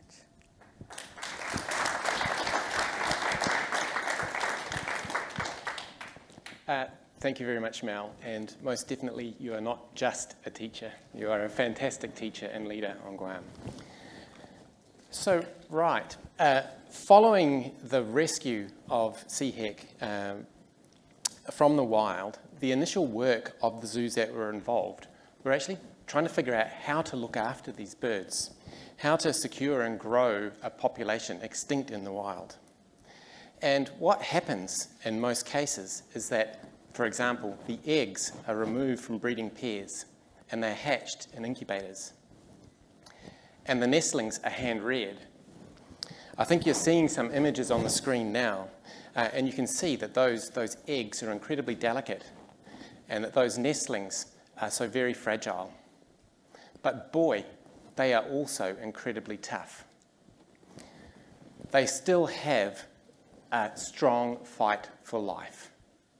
And it's that, alongside the dedicated work of zoos and zookeepers, that figured out how to foster that and secure and grow a population that's extinct in the wild. And that population has grown. It's grown to a total global size of 140 adult birds, of which only 40 are breeding age females. Look at this little guy. He is doing a great job of getting out of that egg. So a global population of 140 is not a very secure population. So why is it that the sea hek population has plateaued at about 140 adult birds? And there are lots of good reasons for this. Perhaps most importantly, these stunning birds are very difficult to keep. They cannot be housed together, except very briefly during the breeding season. The adult birds are incredibly aggressive, they do not tolerate each other, and they're very secretive. All this means it is a large financial cost for the zoos that provide the care to look after these birds. The global pandemic of COVID-19 has not made this any easier for those zoos. Of course, all of these zoos continue to provide the care, and they do so with great pride. So, CHEC, like so many other extinct in the wild species, sit under dedicated human care, but at critically small population size. And this can expose them to insidious genetic and demographic consequences. For example, with the CHEC, we know that the adult bird's survival is reduced with increasing levels of inbreeding. We also know with CHEC that reproductive success is reduced as inbreeding levels increase. Unfortunately, with a population size of only 140, it is unavoidable that inbreeding levels continue to increase. So, CHEC, again, like so many other extinct in the wild species, need focused attention and effort to revitalise those extinct in the wild populations. We need to grow the overall population size so we can manage these problems like inbreeding, but also, crucially, to provide individuals for responsible releases back into the wild. So, ideally, species which have been rescued into captivity should be returned to the wild as soon as possible. That is often something that's much easier said than done. In the case of the CHEC, one of the big questions is, where are we going to release them? Guam, their native range, is still a difficult option because of the ongoing presence of those brown tree snakes. But there are always options available to us.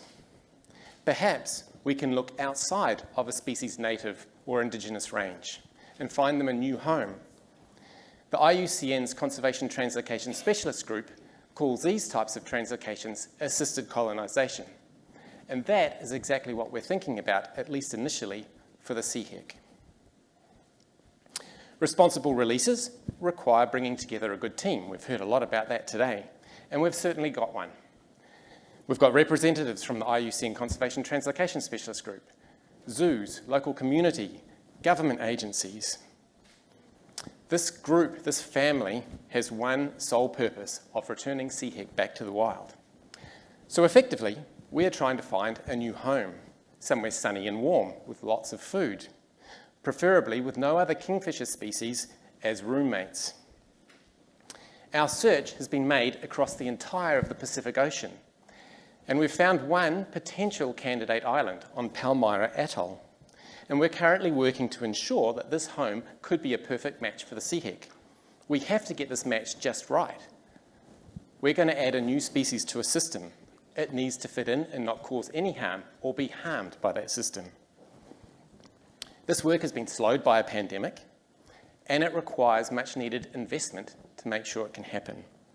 But these stunning birds of Guam could be flying free once again very shortly. And that's thanks to the early pioneers who recognised the threat and rescued this species into captivity, saving it from a fate that happened to so many other species on Guam. Followed by the incredible work of zookeepers and zoos in North America, who figured out how to keep these birds and grow an extinct in the wild population. And finally, to the wider CHEC group family that is leading the way to find responsible ways of releasing birds back into the wild, and the long-term commitments needed to reinforce those populations so that they thrive into the future. I hand over to you now.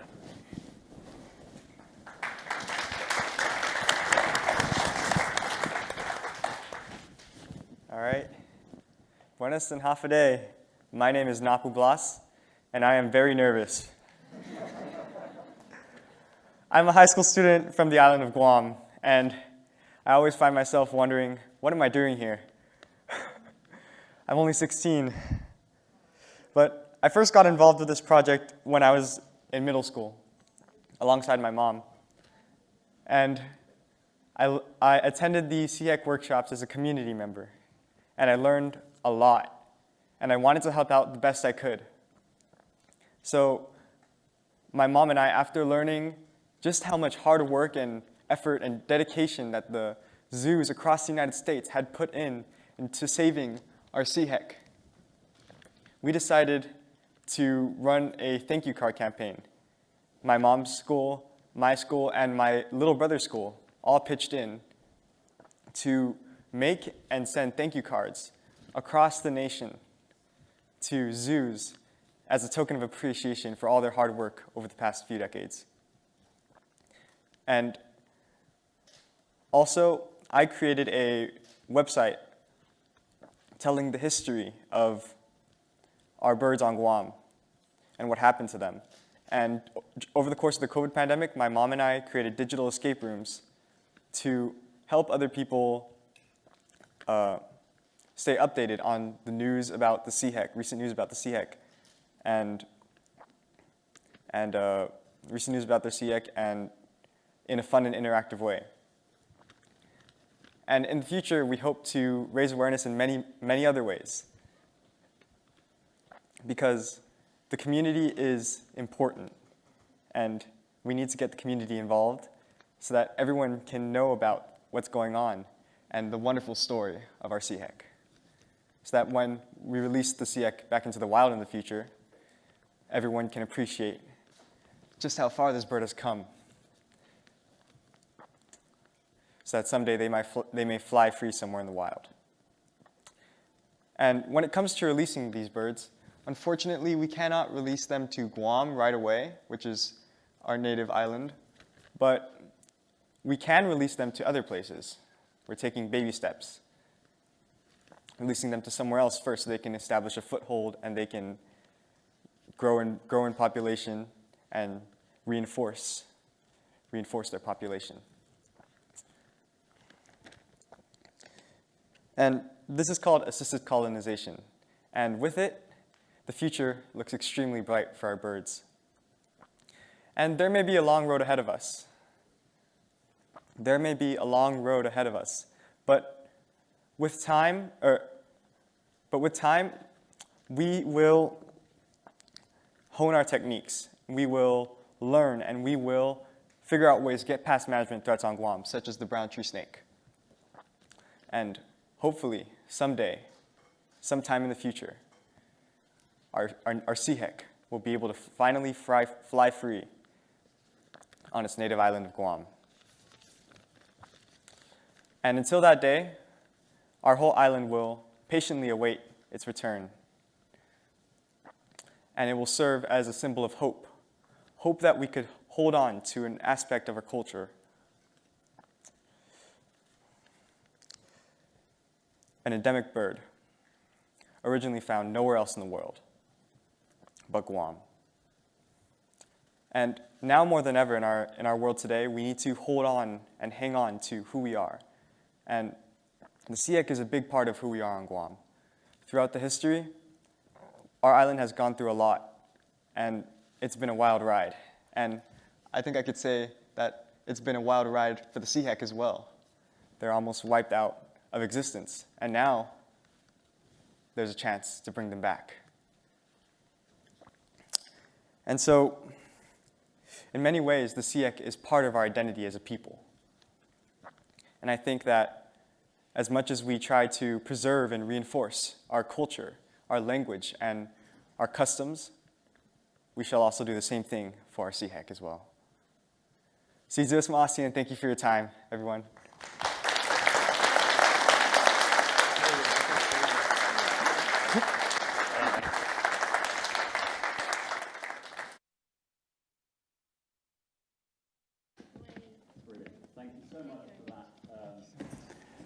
Presentation and discussion of quite how important a species is culturally as well as within the biodiversity of an island and community.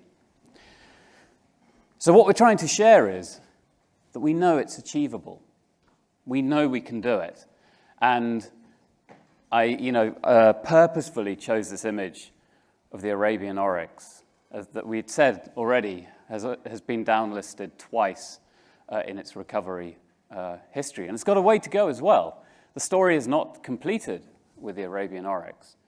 It still needs support and attention. So we don't let go, even within our long collaborations. But we know it's achievable. And we also know it's scalable. So we heard earlier on about how the learnings from the Arabian oryx and other contexts helped build the knowledge and the capacity that went on to lead the Simmerterhorn program, and that how actually that project has informed work with Dharma Gazelle and ADAX. And that's the point. None of this stuff happens in isolation. These species recovery programs might look like point projects happening at one moment, but that's actually not what's happening. They sit at the very pinnacle of a huge amount of knowledge generation, of research, of training, of capacity building, of community leadership from a grassroots level, habitat protection, ecosystem restoration. These programs are all embedded within much larger programs of restoration and protection. So we should always think about them as flagships or focal points within big programs of work. And we started today's session. I brought up a picture of European bison, and it was so lovely to hear Minister Galinska talk about Poland's history with the bison. This is a species at the turn of the century, or the turn of the 20th century, that nearly disappeared. And it was only because of zoos in that day, in that era, that we have over 7,000 bison roaming in our forests. And actually, the theme of World Wildlife Day is species for restoration, particularly those species that are ecosystem engineers. They are engines of change in their environments, and this is one of them. This is a rewilding machine. And all over Europe now, this species is being brought into different contexts to increase ecosystem resilience and diversity through the different actions it has as a large mammal in its habitat. Had we not acted in the 1920s, we would not be doing that today. We would have been dealing with the significant cultural and biological hole that species would have left. And it's really looking at that collaborative relationship between different institutions that is at the heart of this. So zoo communities, zoos around the world, will attract about 1 billion people every single year. They are incredibly powerful engines of change. They are the third largest supporter of conservation financially worldwide. But they actually achieve a fraction of what they could achieve. And so this is also about unlocking potential. So many zoos are seeking opportunities to have impact and have the capacity and the skill sets to do it. So our zoos, our aquariums, our botanical gardens are absolutely vital to conservation going forwards.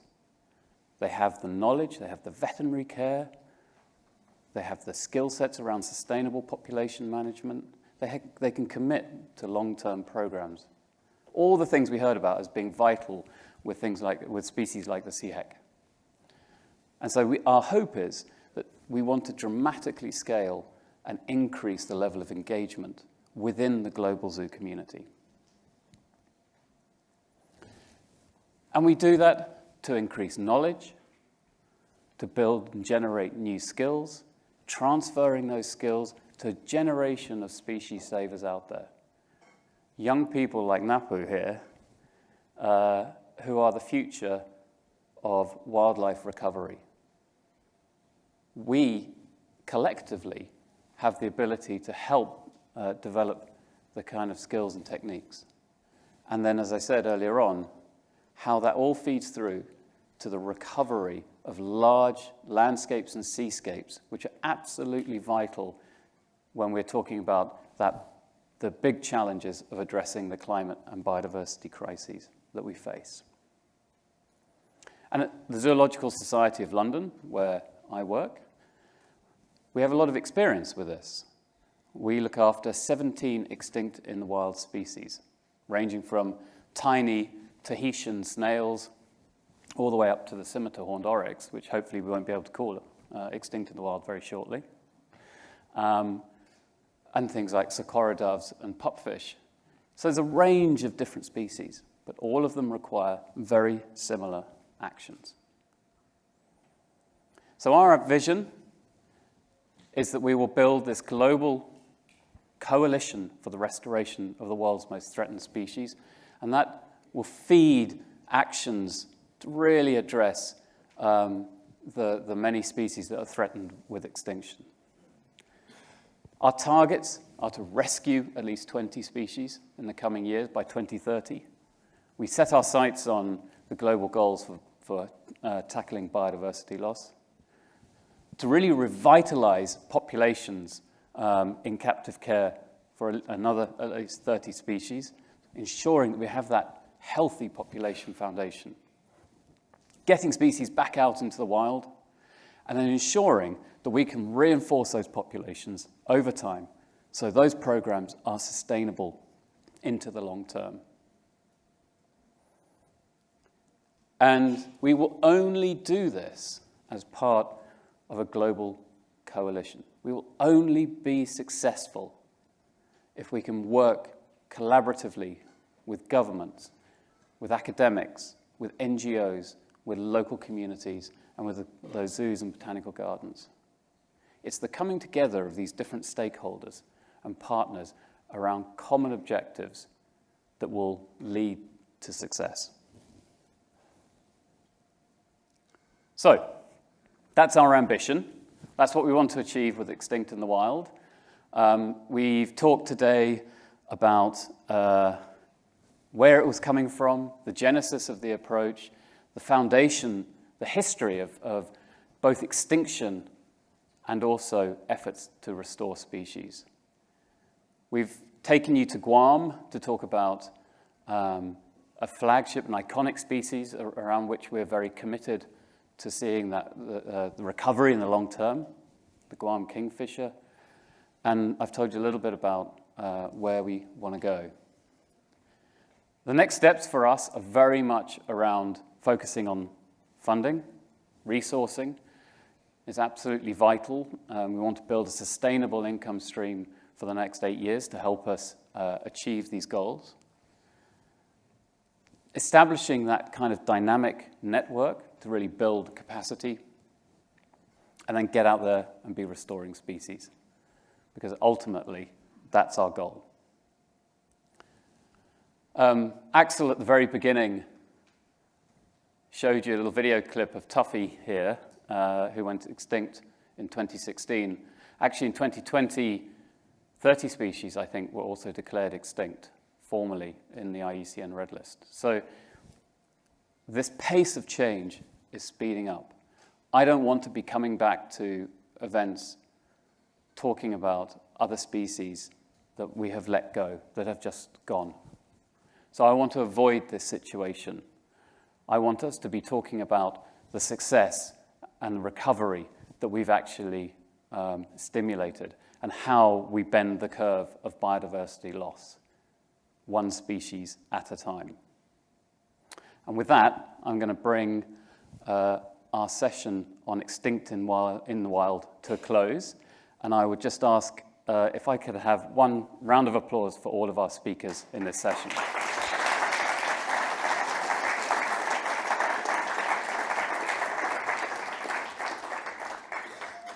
But you don't get rid of me. So I'm just going to do a couple of things. We had a little bit more time earlier on than we thought, and I was listening to some of the presentations, and I exerted a bit of executive influence, and I really wanted to ask actually David Beroff to come back and give us a little bit more of his experience working with Carbon Tanzania and the particular model that they've adopted.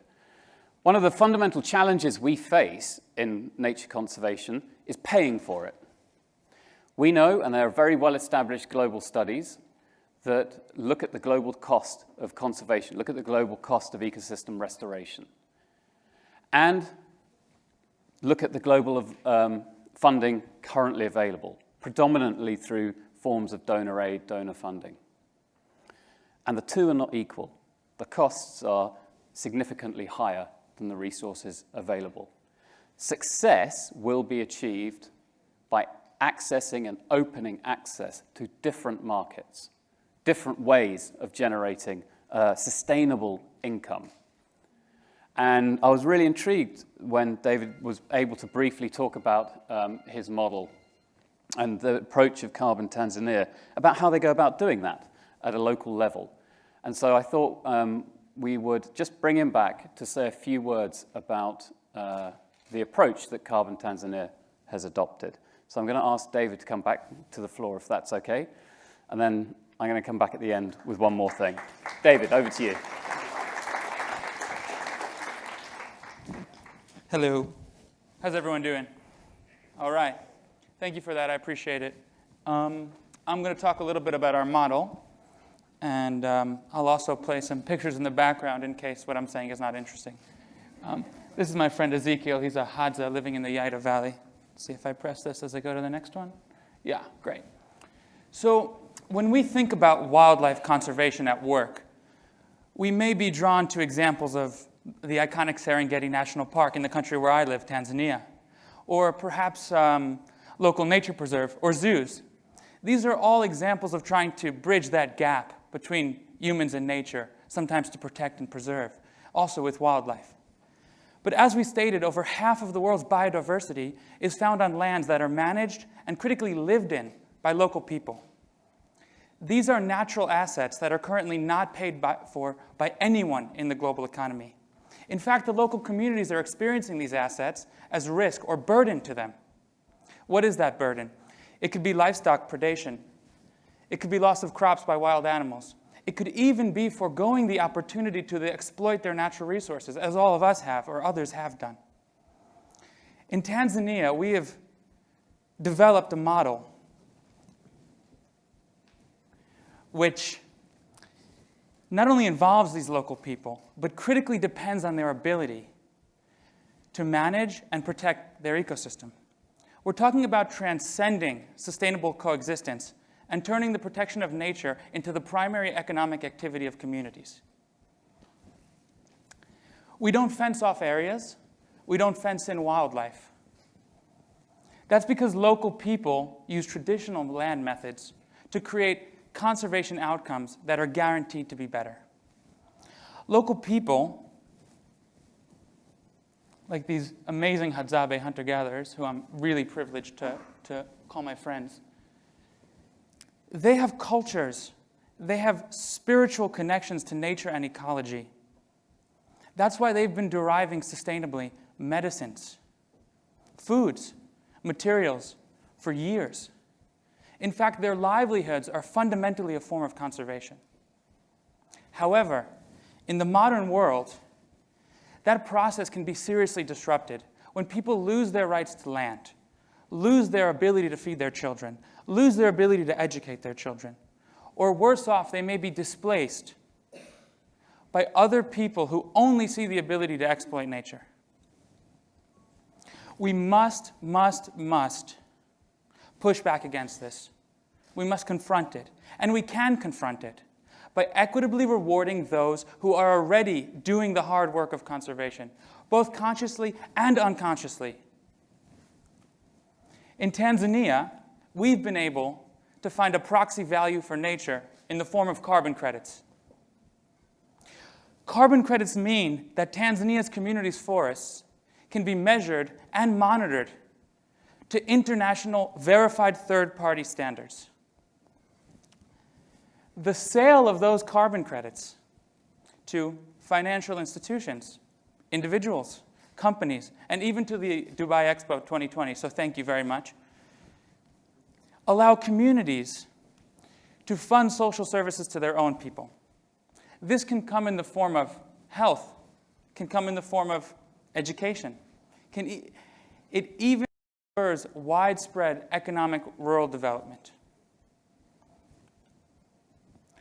With so much of nature being stewarded by local people, so much wildlife already on their land, this represents the greatest opportunity for the replication and scalability of the protection of wildlife and nature that we have currently. It also means that we could create appropriate pathways for local people to choose their own development, not to be dictated by whatever project is given to them or whatever funding might be available at a certain period of time. I'd like to highlight some of the success that we've found in Tanzania. In our Yaita project, giraffe population have increased by 68%. This is coming from independent scientific research. That's against a species-level decline across the continent. In our Makame project, poaching has decreased by 90%. In our Ntakata project in the west of Tanzania, chimpanzee populations are stable against the population baseline. That's including nearby national parks where chimpanzees are decreasing, despite the fact that these areas are lived and used by people. Over 100,000 people in Tanzania are benefiting from our carbon projects. Over tens of thousands of people are currently receiving health insurance because of these carbon projects, and hundreds have been employed. Year on year, we are protecting over 700,000 hectares of old-growth, high biodiversity forest in Tanzania, including over 12 endangered species, which are regularly found in our projects. That protection has allowed us, for example, in 2022, to gain issuance of 2.5 million tons of verified emission reductions. For scale and for context, 1 ton roughly is about a passenger trip from London to Dubai, or 1 tree in Tanzania that was going to be cut that is now not cut. Compare that to the large investment that's happening in the carbon capture space. As we know, the Orca factory has been brought online. That's costing tens of millions of dollars and aims to remove 3,000 to 4,000 tons of carbon per year. 3,000 to 4,000 tons. Meanwhile, local communities in Tanzania, even at a small scale, can remove millions of tons. The sale of those carbon credits have allowed us to transfer millions of dollars directly into local people's accounts. Furthermore, it has also allowed us to generate capital, generate returns for our investors, not endlessly expend funds. Likewise, a societal and political movement has begun in Tanzania that has grassroots and national buy-in.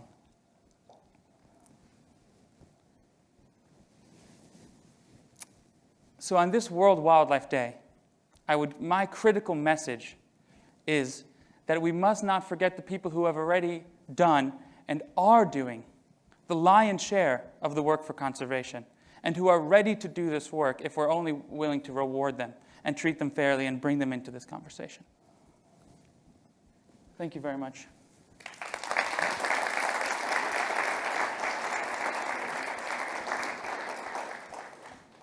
Yeah, I know it's a kind of a new topic, and kind of a, if anyone had any specific questions about how does it work, I'm happy to answer, and I'm around. Fantastic. Well, I mean, I can see a hand there. I'll just come to you. Do we have a mic for the online audience? Fantastic. So we'll take a couple of questions if anyone else has. Right. Thank you very much. That was very, very interesting and insightful. The funding that goes back to the communities, do you place any restrictions in terms of what they can and cannot do with the funds that they receive? Thank you. I would say that that's kind of a two-part answer. We have a fundamental commitment to delivering this capital to those people. And we kind of think of any argument against directly delivering that money as a non-starter for us. However, because of that strong commitment, we have very, very serious mechanisms that ensure the transparency of the money. Where is it going? How is it moving? Who's using it? What's it being used for? However, we fundamentally believe that these communities have earned this money. This is their payment for the ecosystem services. So generally, we do not try to restrict their use of money as long as it's clear that there is a benefit-sharing mechanism and that all the people are having access to the funds. Yeah. Thank you. Brilliant. Thank you very much. Any more questions? I think if you're around, people can come and grab you afterwards. Yes. Brilliant. Thank you so much, everyone. Thank you very much indeed. Right, so we're going to close out our session today by coming right back to where it all started and right back to Expo 2020. And I'm going to take this opportunity to introduce Dina Story, who is the Director of Sustainable Operations here. And she's going to tell us a little bit about a sort of special project that was based on the building of Expo and the site itself. So, Dina, I'm going to hand over to you, if I may. Jeff Johnson.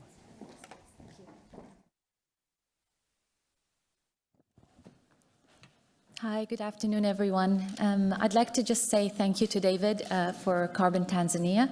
We have been working with them through our carbon offset program, Seeds of Change, and it actually allows the visitors to vote on the projects that we offset towards. Of course, we measure our carbon footprint, we reduce our carbon footprint, but there is an element of offsetting, and we've been very privileged to work with Carbon Tanzania and a few others on certain projects. And you actually can vote through the Seeds of Change platform on the Explorer app and through Virtual Expo. And this allows you to vote for projects under people and planet that serve both an environmental and a social impact. And I just wanted to say thank you to David and thank you to such an amazing program and just give you an idea about what we're doing. So, sustainability for Expo is not just a sub-theme, it's actually part of its DNA, and we focus very much on both the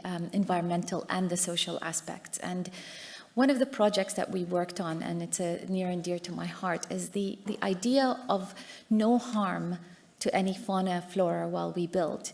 And from that came reducing the use of pesticides and herbicides. So actually almost 100% of our site is done, this beautiful landscape is done without the use of herbicides or pesticides. And on top of that, we use native and adaptive species. And this created this influx of different butterflies and bees and everything around us. And this actually started during even when this place was just starting and it was just sand. This is what we were seeing. I hope I'm doing this right. So, in 2018, I had been with Expo for about a year, and I'm going to tell it as a story because it is a beautiful story. We had a swarm of bees come in to our actually to this building. It was the rebar of this building, and it was just desert, and we had, maybe a few trees around or something. And we had this amazing swarm of bees come in. And because we've worked very closely with our contractors and subcontractors on site, they called us and they said, well, what are we going to do? And I said, well, we're not going to kill them. So for a few hours, the construction stopped. Literally just stopped because of the bees. And that shows you the commitment we have. We called the Beekeepers Association, which are based actually out of Sustainable City. And I said, can you come help us? Because we want to make sure that we don't harm these bees. They came and we realized that the type of bees are, they're called the Apis melliflora. And I hope I mentioned this right. I said this right. And these kinds of bees can be domesticated, and it was very rare to see these kinds of bees because the other type of bees are the nomad bees. They're called the dwarf bees of the UAE, and they just go from place to place, making sure there's water and pollen and so on available. But these kinds of bees we were able to take and move to a proper apiary. And I don't know if you know this, but bees are really, really interesting. If you find the queen, which is what we did, and we put her in the box, the rest of the bees just follow. They walk in after her. They actually walk in after her. They don't fly in, they walk in, which I thought was fascinating. But they also make sure that they're protecting their queen. And when we moved the bees to the Beekeepers Association, we started realizing that there's a whole educational element that has to do with not just educating ourselves, but educating our teams that are working on the ground, from our pest management team. So we actually trained all our pest management teams to actually put on the suit, go out and take care of the bees and relocate them safely when they need to be relocated. And we started talking about how we can ensure that the wildlife that we have on site is taken care of. And the bee story created that let's say, movement to allow us to do that with our people, with our community, with our employees. And a year later, we started harvesting honey from the bees. And a year after that, the honey increased. And as of now, we have actually 4 Expo queens, and we have 4 apiaries, and we've been actually harvesting honey from these bees over the past few years, and I think we've harvested over maybe 200 jars of honey so far. You can actually taste the honey outside, and you'll see how the honey is in the little frames. But in doing that, I also became a beekeeper, and I started going out and understanding more and volunteering my time at the Beekeepers Association, because I realized there's an importance here to preserving those bees. 1 out of every 4 bites you eat are because of bees. Now, can you imagine not having bees around? And there's been a lot of talk about conservation of bees, but bees in the UK are different from bees in the UAE. What they thrive on is different, which means that if we wanted the bees here to thrive, we have to ensure that we provide them with local fauna and flora for them to thrive, which is what we did at Expo. And I just want to share with you, the ripple effect that this has had by just adopting 1 beehive, and now it became 4.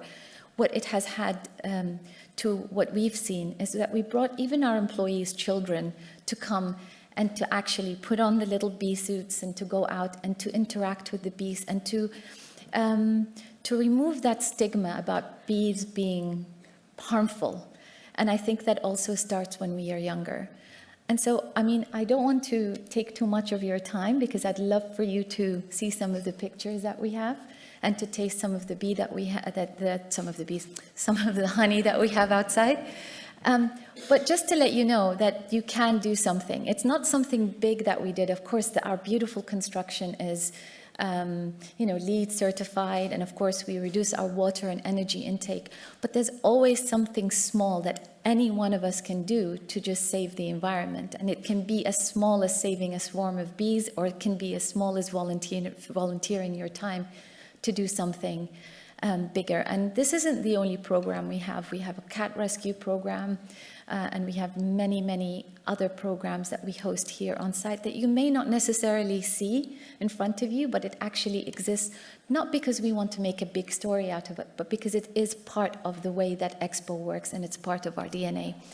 And the hives that we have right now are going to come back here to Terra, where they started, in District 2020 as part of this beautiful building becoming a children's science museum, so that the work will continue and there's a legacy to what you see here. So I encourage all of you to taste the honey outside, and I encourage all of you to just think about one small thing that you can do for this beautiful planet that we have. Thank you.